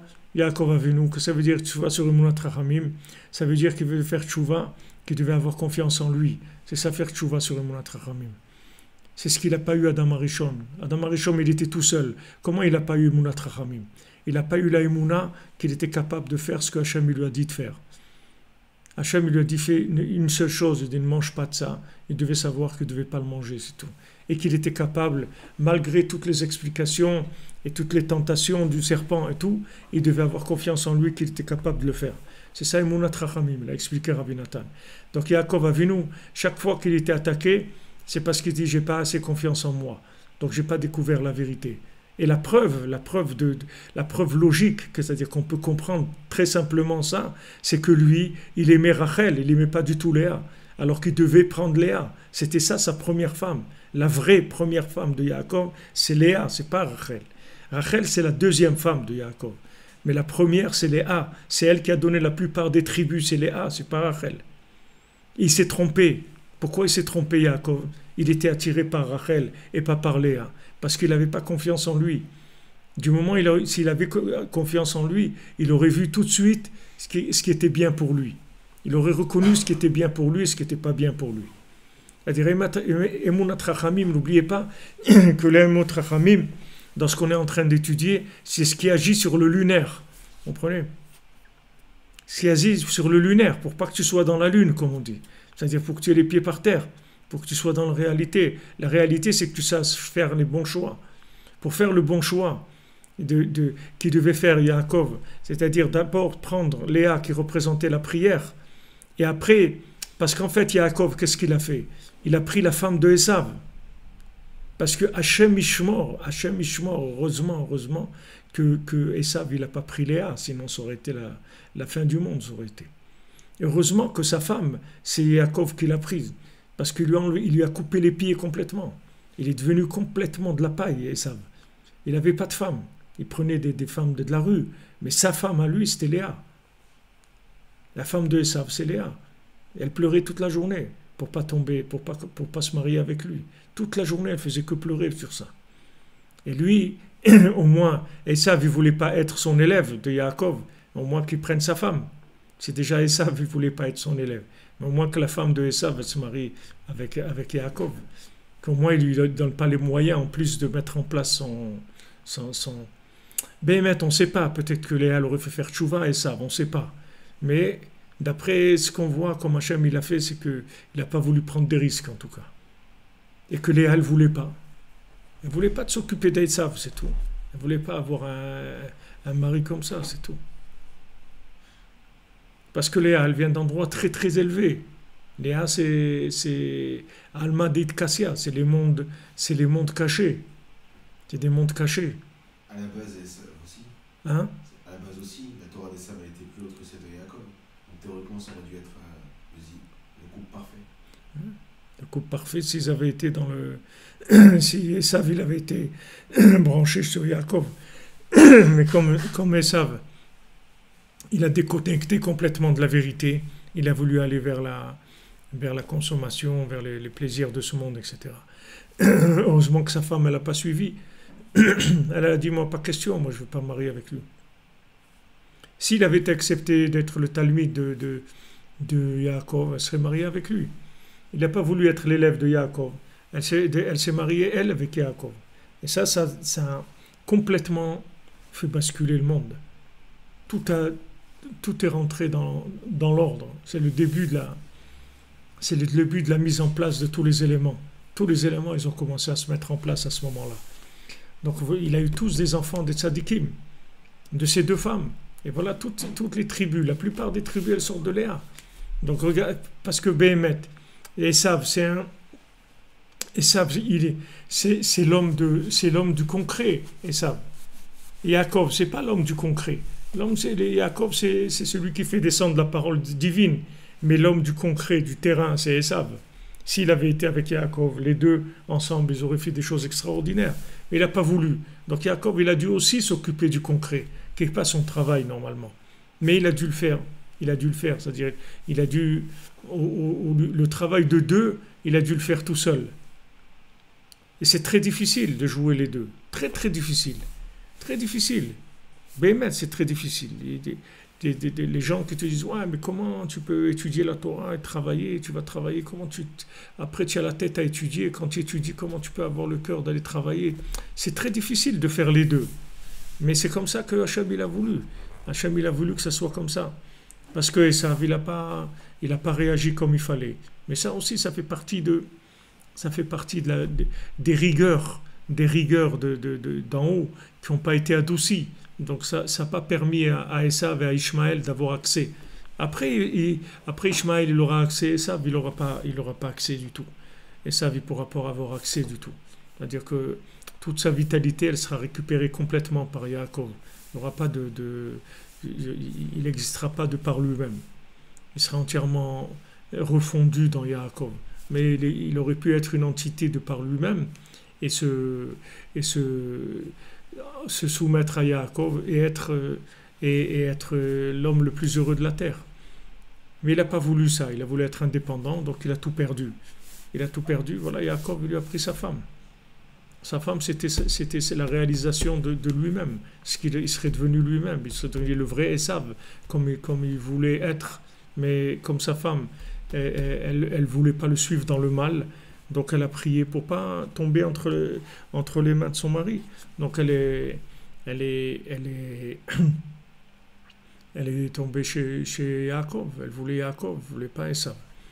Elle voulait le bien de Esav, c'est-à-dire la racine de Esav qui est dans Yaakov, c'est ça qu'elle voulait, puisqu'il n'a pas voulu. C'est pour ça que c'est écrit dans les Sfarim aussi que quelqu'un il peut prendre la femme d'un autre par la prière. C'est-à-dire que si quelqu'un il prie, et que maintenant, pendant son temps-là, le zivouk de cette femme-là, le vrai mari de cette femme-là, il est en train de faire le fou. Et alors elle n'a pas envie de se marier avec lui. Bien que c'est son mari, elle n'a pas envie. Alors qu'un autre, avec la prière, il peut tirer, parce que cette femme-là, elle sera attirée par cette personne, et pas par son vrai mari. Parce que son mari, pour l'instant, il n'est pas à sa place. Voilà, il n'est pas comme il faut. Il n'est pas dispo, comme on dit. Il n'est pas dans le makom où il faut. Donc tout ça, c'est des aiguillages que l'Ashgacha, elle fait, des aiguillages extraordinaires, qui viennent tout avec le Emunat Rachamim. Le Emunat Rachamim, c'est-à-dire que tu as confiance en toi, tu sais que tu peux y arriver. Tu sais que tu peux y arriver, tu sais que tu dois y arriver, tu sais que tu vas y arriver. Tu développes. Plus tu as confiance en toi, plus tu vas voir clair dans la vie. Moins tu as confiance en toi, moins tu verras clair. Tu n'as pas confiance en toi, tu ne peux pas faire les choix qu'il faut. Tu vas te laisser attraper par les choix proposés par la société. C'est tout. Ça va te sécuriser parce que c'est social. Comme dans les pubs, ils te disent « vu à la télé ». C'est comme si tu dis « tu peux y aller », c'est... Hein? Voilà, tu as une smicha. C'est assermenté par la télé. Et la télé, elle est assermentée par qui? Par Amalek. Par qui elle est assermentée, la télé? La télé, qui est-ce qu'il a assermenté? Donc, des gens, ils n'arrivent pas parce qu'ils n'ont pas confiance en eux. Et quand Yaakov il a Emunat Rachamim parce qu'il a Emunat en lui-même, de sa vision, de son kécher, de ce qu'il doit. C'est Yaakov Avinu. Maintenant, à notre échelle, à nous, avoir confiance en nous à ce point et d'Emunat Rachamim que c'est nous, on peut tomber mégalo. On peut être très. Ça peut devenir prétentieux d'avoir une émouna en nous, d'espérer en nous qu'on va arriver à faire des bonnes choses. Ouais. Mais de focaliser sur nous, c'est très... soit c'est révolutionnaire, parce que j'imagine que c'est aussi un peu révolutionnaire, soit c'est un peu prétentieux d'aller vers nous-mêmes. C'est prétentieux, oui, mais c'est pas de l'orgueil. C'est le contraire, l'orgueil. L'orgueil, c'est de croire que tu n'es pas capable. Parce que quand tu dis que tu n'es pas capable, ça veut dire que tu t'estimes que tu es tout seul. Mais Emunat Rachamim, ça veut dire que tu t'estimes que tu es un haut-parleur d'Hachem. Tu es juste un haut-parleur d'Hachem. Ce n'est pas toi qui parles. C'est Hachem qui parle en toi. C'est Hachem qui va se révéler à travers toi. C'est ça Emunat Rachamim. Emunat Rachamim, c'est-à-dire ta confiance dans le bien qui est en toi, qui vient d'Hachem. Pas toi en tant qu'orgueilleux. Toi en tant que âme divine, qui peut être alimenté par Hachem. Et c'est justement quand tu n'as pas confiance en toi que tu rentres dans l'orgueil. Parce que quand tu n'as pas confiance en toi, il faut que tu te grandisses tout seul. Il faut que tu te débrouilles tout seul. Tu comprends? Donc, vous aviez dit, il y avait deux chaluts, si j'ai bien compris, que l'aliment dans le tzaddik et le tzaddik envers lui-même. Vous avez pris l'exemple de Yaakov. Donc finalement, nous, notre travail n'est pas d'avoir confiance en nous-mêmes. Notre vrai travail à nous, c'est d'avoir confiance au tzaddik, d'après ce que vous avez dit. Oui, mais d'avoir confiance au tzaddik, le but d'avoir confiance au tzaddik, c'est pour que tu aies confiance en toi. Qu'est-ce que tu crois que le tzaddik il veut faire? Le tzaddik il veut t'amener à être toi-même. C'est ça qu'il veut. Le tzaddik il veut te montrer que tu es un diamant et que ce diamant-là, il va révéler la gloire d'Hachem dans le monde. Il va montrer la splendeur d'Hachem dans le monde. Donc lui, il va juste te positionner, c'est tout. tout l'ignan d'avoir la émouna dans le tzaddik, c'est pour qu'il te positionne. C'est pas par rapport à, c'est pas que tu vas disparaître. C'est au contraire, tu vas commencer à vivre, mais être toi-même. Tandis qu'avant, tu es obligé d'aller vers des schémas qui sont tout près de la société. Voilà le gars qui a réussi dans les affaires, voilà le gars qui a réussi là-dedans, voilà celui qui a truc, voilà celui qui a ça. Voilà.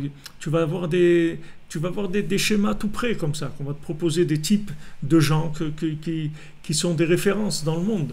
Alors tu vas voir, tu as celui-là, tu as l'autre, et après, pitom, tu as un celui de Steve Jobs, ou je sais pas quoi, il te dit, tu vois, je suis la référence du monde. Ben voilà, je te le dis, je me suis planté complètement, mon ami. Je te le dis avant de partir, au cas où tu as envie de faire comme moi. Ne fais pas comme moi parce que je me suis planté complètement. Sache-le que je me suis planté complètement. Ok? Mais ça, tu crois que les gens ils veulent entendre ça? Ils ne veulent pas entendre ça. Parce que à la limite, un bonhomme comme ça, il le tue. C'est comme flou, comme ça, coucou's nest, là, vole au-dessus d'un truc, là. Un nid de coucou, c'est la même chose. Là, il le tue, il ne peut pas. C'est une vérité, quoi. Tu nous lâches, toi, l'idole des jeunes. Toi, Steve Jobs, tous on s'est imaginé un jour qu'on allait remplir le morceau de la pomme qui avait été croqué, que c'était moi le morceau qui manquait et tout. Maintenant, tu nous dis que tu t'es planté complètement. Mais c'est quoi cette arnaque-là? C'est dur, c'est très dur. Donc les gens, ils veulent même pas entendre ça. C'est ça le morceau qu'ils cherchent. Tous les gens, ils cherchent ce morceau de la pomme qui a été croqué. Donc lui, il vient, Steve Jobs, il te dit, regarde, tu vois, je suis le schéma, un des schémas les plus idéalisés dans le monde, ok? Les plus enviés. Regarde. Voilà, Johnny Hallyday, il est parti. Il n'a rien laissé à ses enfants, ils sont en colère. Il dit, il dit quoi? Même pas une guitare, un truc, rien de nous. Il nous a rien laissé. Rien. Il n'a rien laissé à ses enfants. L'idole des jeunes. C'est quoi ce monde-là? C'est quoi? Hachem, il fait du chesed, qu'il fait sortir des choses. Mais les gens, ils ne veulent pas voir ça. Ils veulent voir le Steve Jobs de Apple, pas celui qui dit tout ce que j'ai fait dans ma vie, c'est nul, les gars. Je vous dis tout de suite, occupez-vous de votre femme, vos enfants, kiffez la vie et tout, faites pas ce que j'ai fait. Les gens, ça rend fou, ça. Tu dis quoi? Toi, tu as réussi. Nous, on attend de devenir comme toi. Toi, tu es arrivé, tu nous dis qu'il ne faut pas aller là-bas. Où on va alors? Dis-nous où on va. Où il faut aller alors? C'est pas évident. C'est ça, Emunat Chachamim. Chachamim, ça veut dire que maintenant, tu as confiance en toi, que tu es capable. Cette confiance en toi que tu es capable, quand on te dit de faire quelque chose, tu es capable, tu t'engages parce que tu sais que tu es capable. Tu n'as pas peur. Tu as confiance en toi. Tu sais que Rabbeinu, ce qu'il te dit de faire, il te dit que des choses faciles. Rabbeinu dit rien de difficile. Donc tu sais que tu es capable de faire ça. Maintenant, si tu fais les sortes de Rabbeinu, tu vas pouvoir avoir confiance en toi et commencer à travailler pour toi, c'est-à-dire pour ton âme, avec ton identité unique, avec ce que tu es d'unique, au lieu de te vendre au schéma qui te sont proposés sur le marché. Yaakov Avinu, vous vous rendez compte, Yaakov Avinu, c'était Yaakov Avinu, il fait tchouva sur le Emunat Chachamim. Quand il voit des gens l'attaquer, ils disent pourquoi ils m'attaquent? Parce que je n'ai pas confiance en moi. Il faut que j'ai confiance en moi. Mais prier, de demander à Hachem, de faire tchouva, de avoir confiance en moi. Je veux savoir que tu es là et que tu vas m'aider dans tout ce que je vais devoir faire. Et que comme je suis, ce que je veux faire, c'est révéler ton nom dans le monde. Dans tout ce que je vais faire, je sais que tu vas m'aider. Donc je vais faire tchouva pour être sûr de ça. Et si maintenant tu es sûr de ça, il n'y a plus d'ennemis. C'est le schéma qu'on a dit avant. C'est le schéma qu'on a dit avant. Maintenant, il est juste déplacé sur Yaakov Avinu. Mais c'est ce qu'on a dit avant. Avec le schéma d'Eretz Israël, de tout, c'est la même chose. La terre d'Israël, elle t'attend. Elle t'attend. Mais toi, il faut que tu saches que tu ne peux pas vivre sans elle. Comme ta femme, elle t'attend. Il faut que tu saches que tu ne peux pas vivre sans elle. Sans elle, tu ne peux pas vivre. Tout ce que tu vas vivre, c'est du babysitting. Tu fais semblant de vivre, mais tu vis pas. Sans ton épouse, tu peux pas vivre. Tu n'existes pas sans ton épouse. Sans elle, on peut pas voler. Hein? Sans elle, on peut pas voler. Non. Pas voler, pas voler. faut que tu... C'est-à-dire, tu as besoin d'elle. Tu as besoin d'elle. Quand la femme, elle tourne autour de son mari 7 fois avant le mariage, c'est-à-dire sous la choupa, elle tourne 7 fois autour de lui. Pourquoi elle tourne 7 fois autour de lui? Parce que elle va l'entourer, c'est-à-dire qu'elle va l'aider dans les 7 midotes. Dans les 7 midotes, elle va l'aider à se débarrasser de tout le mal qu'il y a dans les midotes. Tout le mal, c'est elle qui va lui offrir son talit. Elle lui dit, voilà, je suis ton talit. La femme, elle dit, je suis le talit de mon mari. C'est-à-dire, qu'est-ce que c'est le talit? Le talit, c'est une protection qui enlève tous les ennemis qui viennent. Tu vas te rappeler de toutes les mitzvot Hashem quand tu vas voir le talit. Les tzitzit, ça détruit tous les ennemis, le tzitzit. Toute la force qu'un homme il a, toute la protection qu'il a un homme, ça vient de sa femme. Parce qu'un homme il est en danger dans ce monde. Un homme il est en danger, il n'a pas d'assise. Il est en danger. Maintenant toute l'assise c'est sa femme qui lui donne. Elle lui donne l'assise, elle va lui donner les enfants, elle va lui donner tout ce qu'il est, elle va l'aider à se trouver. Mamash à être lui-même. Ce qu'on a dit avant, mariage, Eretz Israël, ce qu'il est en train de dire maintenant, c'est exactement la même chose, il n'y a aucune différence. C'est juste vu dans un aspect où on parle de Yaakov, c'est tout. Mais c'est le même principe, juste réexpliqué pour qu'il soit mieux compris, mieux saisi dans Yaakov Avinu. Regardez Yaakov Avinu, il n'a pas confiance en lui, il a des ennemis. Il dit ses ennemis, pourquoi ils viennent? Comme je vous dis, les ennemis d'Eretz Israël, pourquoi ils sont là? Parce qu'on ne révèle pas la terre d'Israël. C'est pas qu'on a besoin des autres juifs pour qu'ils viennent faire la guerre ici, c'est que pour qu'ils viennent faire la paix ici. Pour qu'on nous laisse en paix. Pour qu'on en laisse en paix, ça dépend des gens qui vont monter en Eretz Israël. C'est de ça que ça dépend. Chaque juif qui vient en Eretz Israël, il amène la paix. S'il y a 2-3 millions qui viennent, ils amènent la paix tout de suite. Tout de suite, parce que la terre, elle va donner une telle, elle va faire pousser des choses tellement qui dépassent l'entendement humain, parce que c'est pas une terre de ce monde. La terre d'Israël, c'est une terre qui est entre le monde futur et ce monde. C'est une terre shabbatique. C'est pas une terre de semaine. C'est pas une terre de chol. C'est une terre de Shabbat. Il y a la Shemitah. La terre d'Israël, c'est pas une terre comme dans le Roussillon Languedoc, il n'y a pas il y a pas Shemitah, tu comprends? Il n'y a pas de Shemitah. Ici, il n'y a pas, tu vas exploiter la terre, des trucs, 6 ans, 7e année, tu t'arrêtes, mon ami. Il n'y a pas de trucs, il n'y a pas de culture, il n'y a rien du tout, tu laisses la terre tranquille. 1 an, elle a besoin d'avoir son repos, 1 an. Où tu as vu une terre comme ça qui se repose dans le monde, qui s'est imposée par la Torah? La Torah, elle te dit, c'est une terre shabbatique, tu es dans un autre monde. T'es pas comme tu ne peux pas comparer la terre d'Israël à n'importe quoi au monde. C'est une autre terre. C'est une terre qui est entre ce monde et l'autre. Elle est entre les deux. Donc il y a des choses qui ne sont pas des réactions comme ailleurs. C'est autre chose complètement. Alors si maintenant ces enfants y viennent, elle donne tout, la terre. Elle donne tout. Mamache tout. Rien que de vivre en Eretz Israël, c'est un idéal pour quelqu'un dans sa vie, pour un juif dans sa vie. Rien que monter en Eretz Israël, rester là, c'est tout. Même s'il ne fait rien, qu'il est là, c'est tout. C'est déjà énorme. Déjà énorme. Ce qui va amener de bien pour toute l'humanité. C'est pas... Alors maintenant, lui, Yaakov Avinu, il voit des ennemis. Il voit Esav. Pourquoi Esav, il m'en veut tellement? Qu'est-ce qu'il a? Pourquoi il m'en veut? Il m'en veut parce que je n'ai pas confiance en moi. Si j'avais confiance en moi, j'aurais fait ce que j'ai à faire. Et Esav, il n'aurait pas existé du tout. Il est arrivé à un moment. Hein? Il est arrivé, Yaakov, à avoir l'Emouna. La Emouna totale en lui. Je ne sais pas s'il est arrivé à la fin de sa vie à voir ça. Je sais pas, on dit que sa vie a été très difficile. Je ne sais pas s'il est arrivé vraiment à la fin à avoir cette tranquillité. À la fin, il n'est pas mort dans la guerre. Il est mort, il était Béchalom, il n'est pas mort avec des ennemis. Mais Esav, il existe. Esav, c'est un dimion. Esav, c'est un être imaginaire.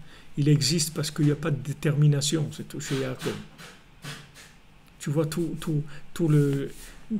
Israël par rapport à l'ONU, l'UNESCO, les trucs, tout ça, toujours en train de baisser la tête, de trucs, de faire attention à chaque chose, qu'ils ne disent pas que c'est une armée qui fait des choses comme ci. Toujours, ils ont peur du qu'en dira-t-on, le truc et tout. Ça vient parce qu'il n'y a pas d'Emunat Chachamim. S'il y a Emunat Chachamim, tu fais ce qu'il y a à faire. Et zéro, ils n'existent pas, le monde n'existe pas. Le monde n'existe pas. Il n'y a que toi qui existes, c'est tout. Le monde n'existe pas. C'est ta vie. Si tu ne la fais pas, il n'y a personne qui va la faire à ta place. Il ne faut pas regarder, avoir peur parce que ces gens-là, ils n'existent justement que parce que tu ne t'es pas trouvé. Si tu t'y trouves, tu vas voir que tout le monde va faire la paix avec toi. Tout le monde va te dire, ouais, pas de problème. Pas de problème. Parce que tu vois bien que c'est pas quelque chose de logique.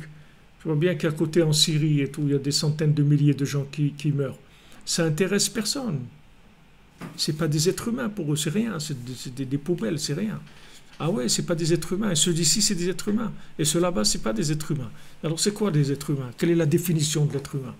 Définis-moi, qu'est-ce que c'est? Quelle est la valeur humaine? Quelle est la valeur humaine? Ici, il y a 500 000 qui sont tués. Ici, tu en as, je ne sais pas combien, qui sont là. Et que si jamais, par malheur, il y a eu une violence ou un truc qui est en riposte à des attaques, tu n'as pas le droit. Et là-bas, 500 000 qu'on massacre, il n'y a pas de problème. Donc, c'est quoi un être humain? Quelle est la valeur de l'être humain? Il se mesure par rapport à un juif. C'est ça qui lui donne la valeur. Puisque tu vois que dès qu'il a un rapport avec un juif, ça prend une dimension énorme. Donc, c'est le juif qui donne la valeur. Puisque maintenant, quand ça par rapport avec un juif, sa vie, elle vaut rien. Donc tu vois bien que c'est le juif qui donne la valeur aux choses. Donc toi, le juif, qui sait que c'est toi qui donne la valeur aux choses, arrête de faire l'idiot. Fais ce que tu as à faire, mon ami. Ne cherche pas, fais ce que tu as à faire, c'est tout. Tu vois bien, tout le monde te le dit. Tout le monde te le dit. Tous les scanners, ils sont sur toi. Et donc tu vois que tu es quelqu'un d'important. Alors vas-y, fais ce que tu as à faire, c'est tout. N'aie pas peur. Donc Yaakov Avinu, il fait tchouva sans arrêt. Il fait tchouva. Comment j'ai pu avoir peur de Esav? Comment j'ai pu me laisser avoir par Esav? Comment je me suis fait avoir par Lavan? J'aurais pas dû.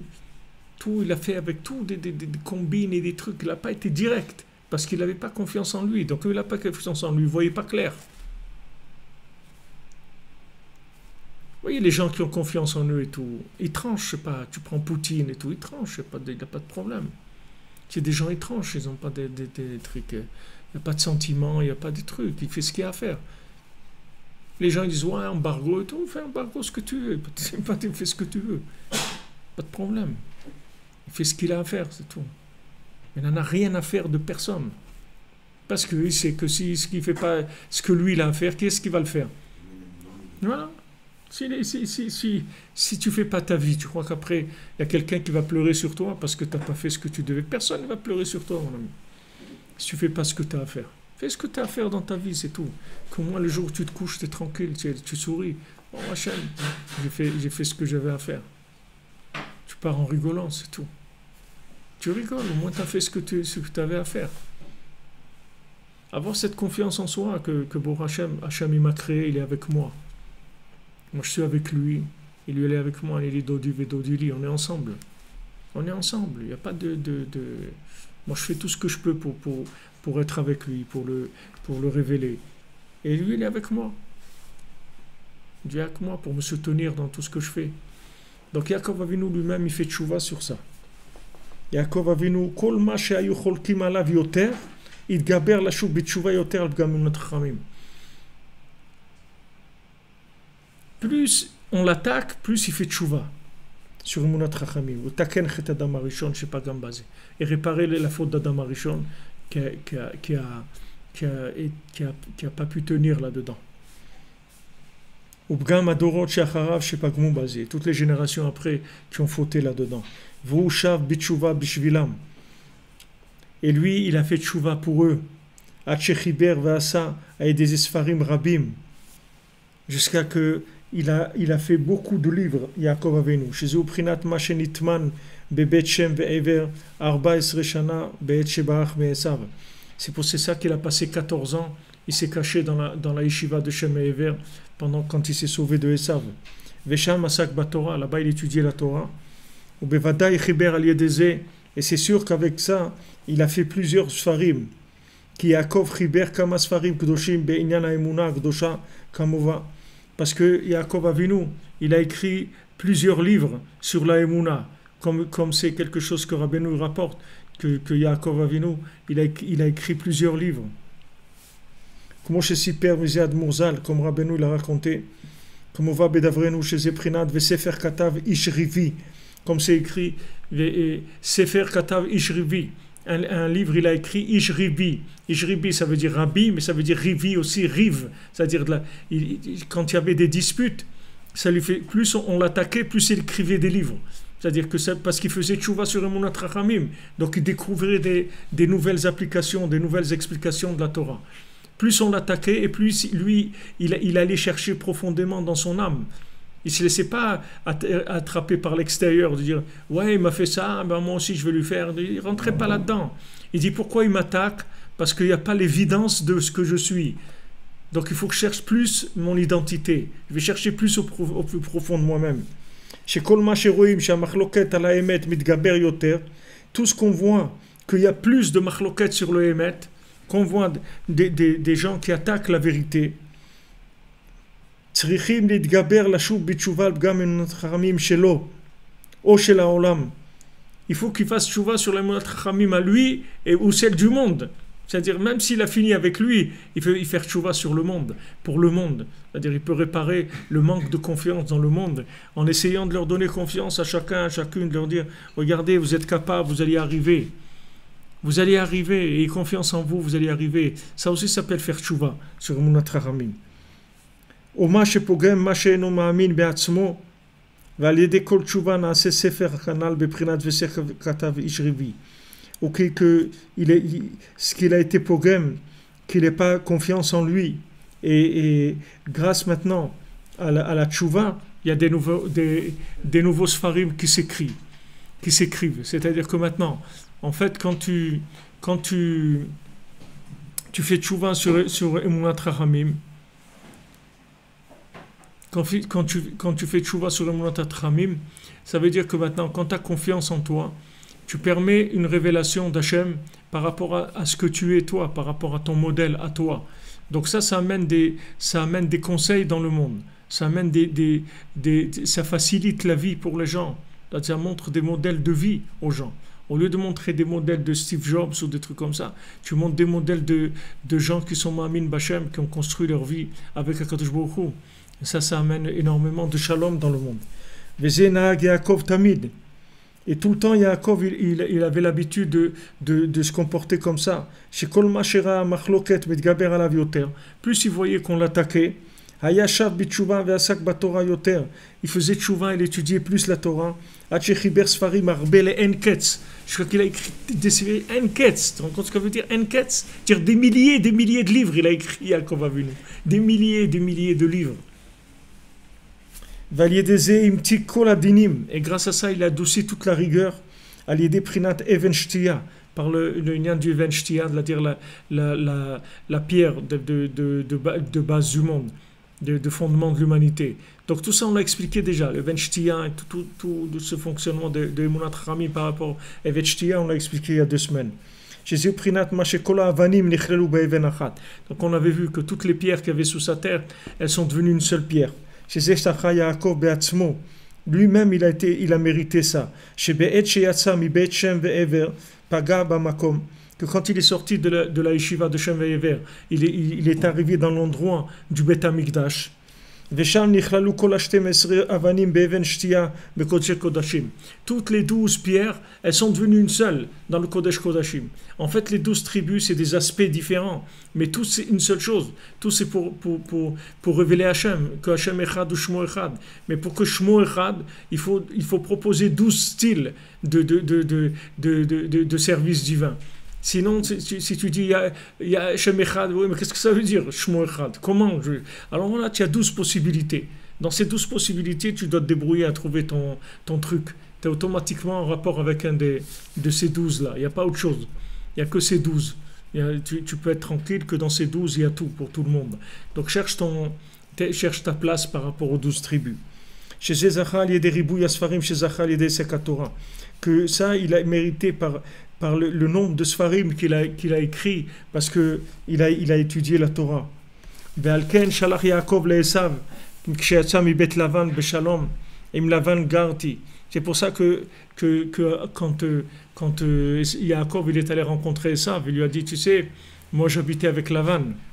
Vedashua vetenuzal, vetariag mitzvot shamarti. Garti, c'est tariag, ça veut dire 613. C'est-à-dire, ne crois pas, j'étais chez Lavan et j'ai gardé les 613 mitzvot. Alors ne crois pas que toi, tu vas me faire peur.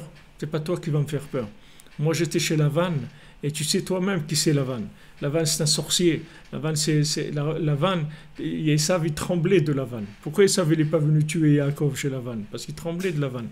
Lavan c'est un sorcier, c'est pas comme Esav. Esav c'est un bougre, il vient avec une épée, c'est tout. C'est tout ce qu'il a. Il a l'épée, couteau, du sang, des trucs et tout. Mais Lavan il travaille pas du tout comme ça. Lavan, d'abord il était noir, il s'appelait Monsieur Leblanc. C'est-à-dire que c'était un gens qui tournait tout. C'est-à-dire qu'il était un sorcier. Il travaillait. Il avait ces théraphim, là, ces trucs-là, d'Avodazara qu'il avait. Avec ça, il faisait de la sorcellerie. C'est-à-dire,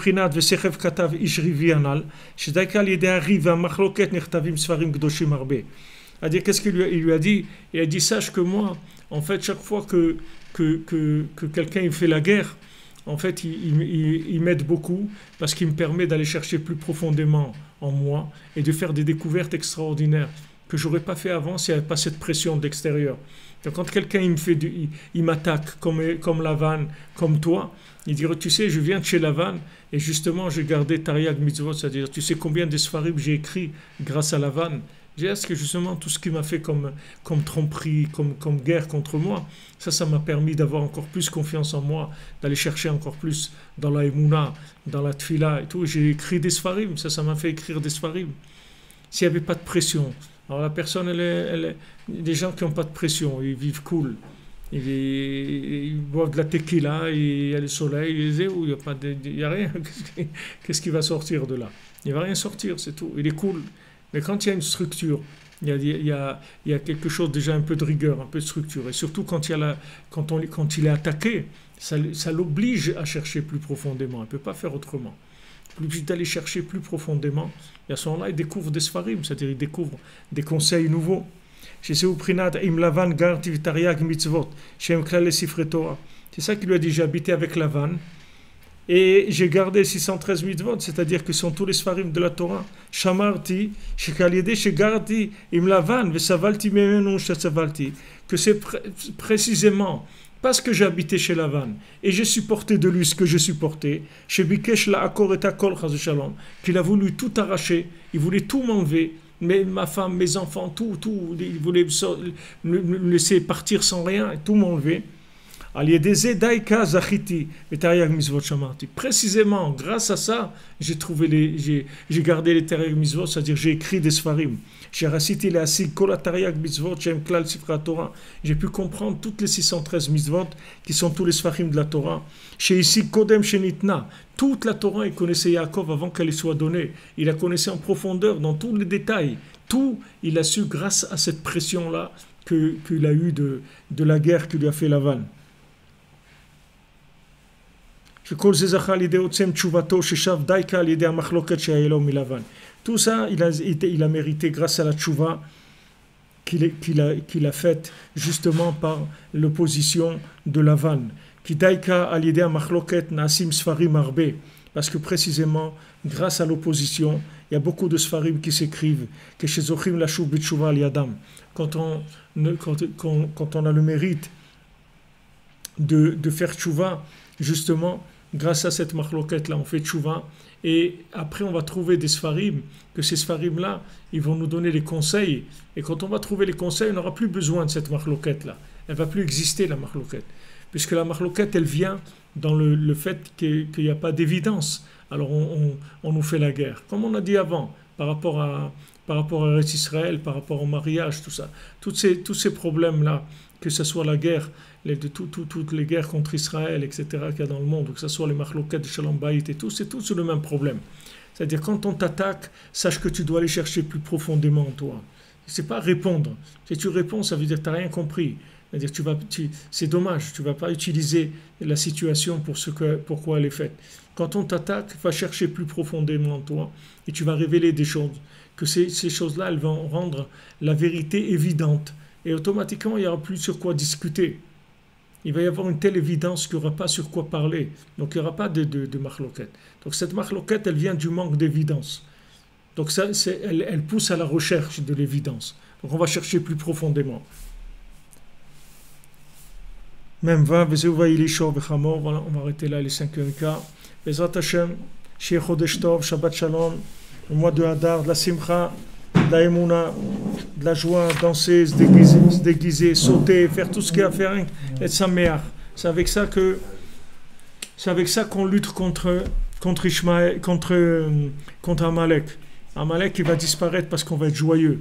Parce que quelqu'un qui est joyeux, ça veut dire qu'il a trouvé sa place, qu'il est content de ce qu'il a.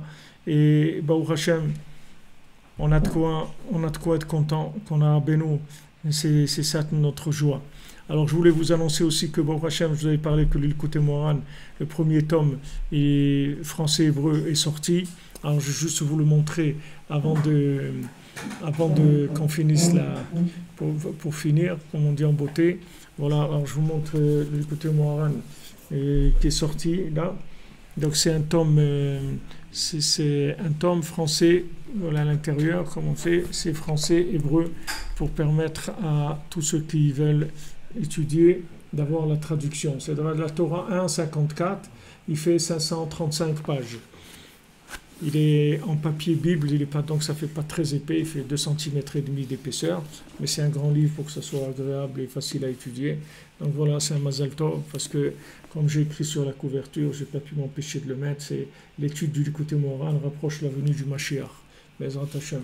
Alors, Be'atzlacha, Shabbat Shalom, que des bonnes nouvelles pour tous et pour toutes, et on avance, Bezrat Hashem.